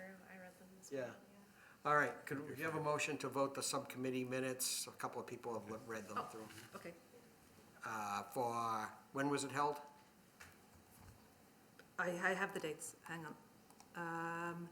There was a subcommittee meeting on 3/10, which Susan was actually in, and then there was the Board of Health and Conservation Commission subcommittee meeting on 2/15. On February 15th. Is there a motion? So moved. Second? Second. All in favor? 600. And, okay, so we, So Larry, that last vote, I think you said 700, and it should be 6. The previous Yeah, one, the last vote was Yeah. 600. Ed had a You're leave actually, yeah, you're right, yep. with an issue. Okay, Well, Dawn probably caught that, she's good. yeah. All right, so we did. Don, that was the last motion you'll ever take our minutes. No, Yeah, no, there no, is. no, I have one more. That's right. Adjournment. Okay, other business? Yeah, I have one item. I had a town meeting member approach me and send an official, she said, this is my official notice that I'm interested in becoming involved in the Conservation Commission. That was Mimi Bix-Hyland. And so I don't know if we want to, what steps we would need to take if we wanted to, in a chain of command, a chain of offense with Gail leaving and we would be backfilling Kent's position as the associate commissioner. She would certainly be a candidate, and she made it clear in that email that she is officially requesting that. Do we want to vote her in? Well, shouldn't you, if, it seems to me like you should have out to the public, that if there is a vacancy, you know? Well, it's associate commissioners, kind Oh, of, sure. people who have expressed interest like Kent, and we Okay. just appoint them. Should And we there's meet her? there's no official number, is We could there? invite her Yeah, to the next could you meeting. invite her to a meeting? I will do that. I'll invite her to the next meeting, yeah. That would scare her off, I don't know. She's a birder, John, so, she's in. Yeah, I saw that. Okay, is there, anything on the other one all said? Upcoming meetings are April 14th and April 28th. Gail, do you have a motion to adjourn? I do. A second? All in favor? 600. Good evening, everyone. Thanks, Don. Thank you, Dawn. Thank you. Thank you. Guys. Bye-bye, Dawn. Good Thank luck you with for your everything. next, with your next Bye. position.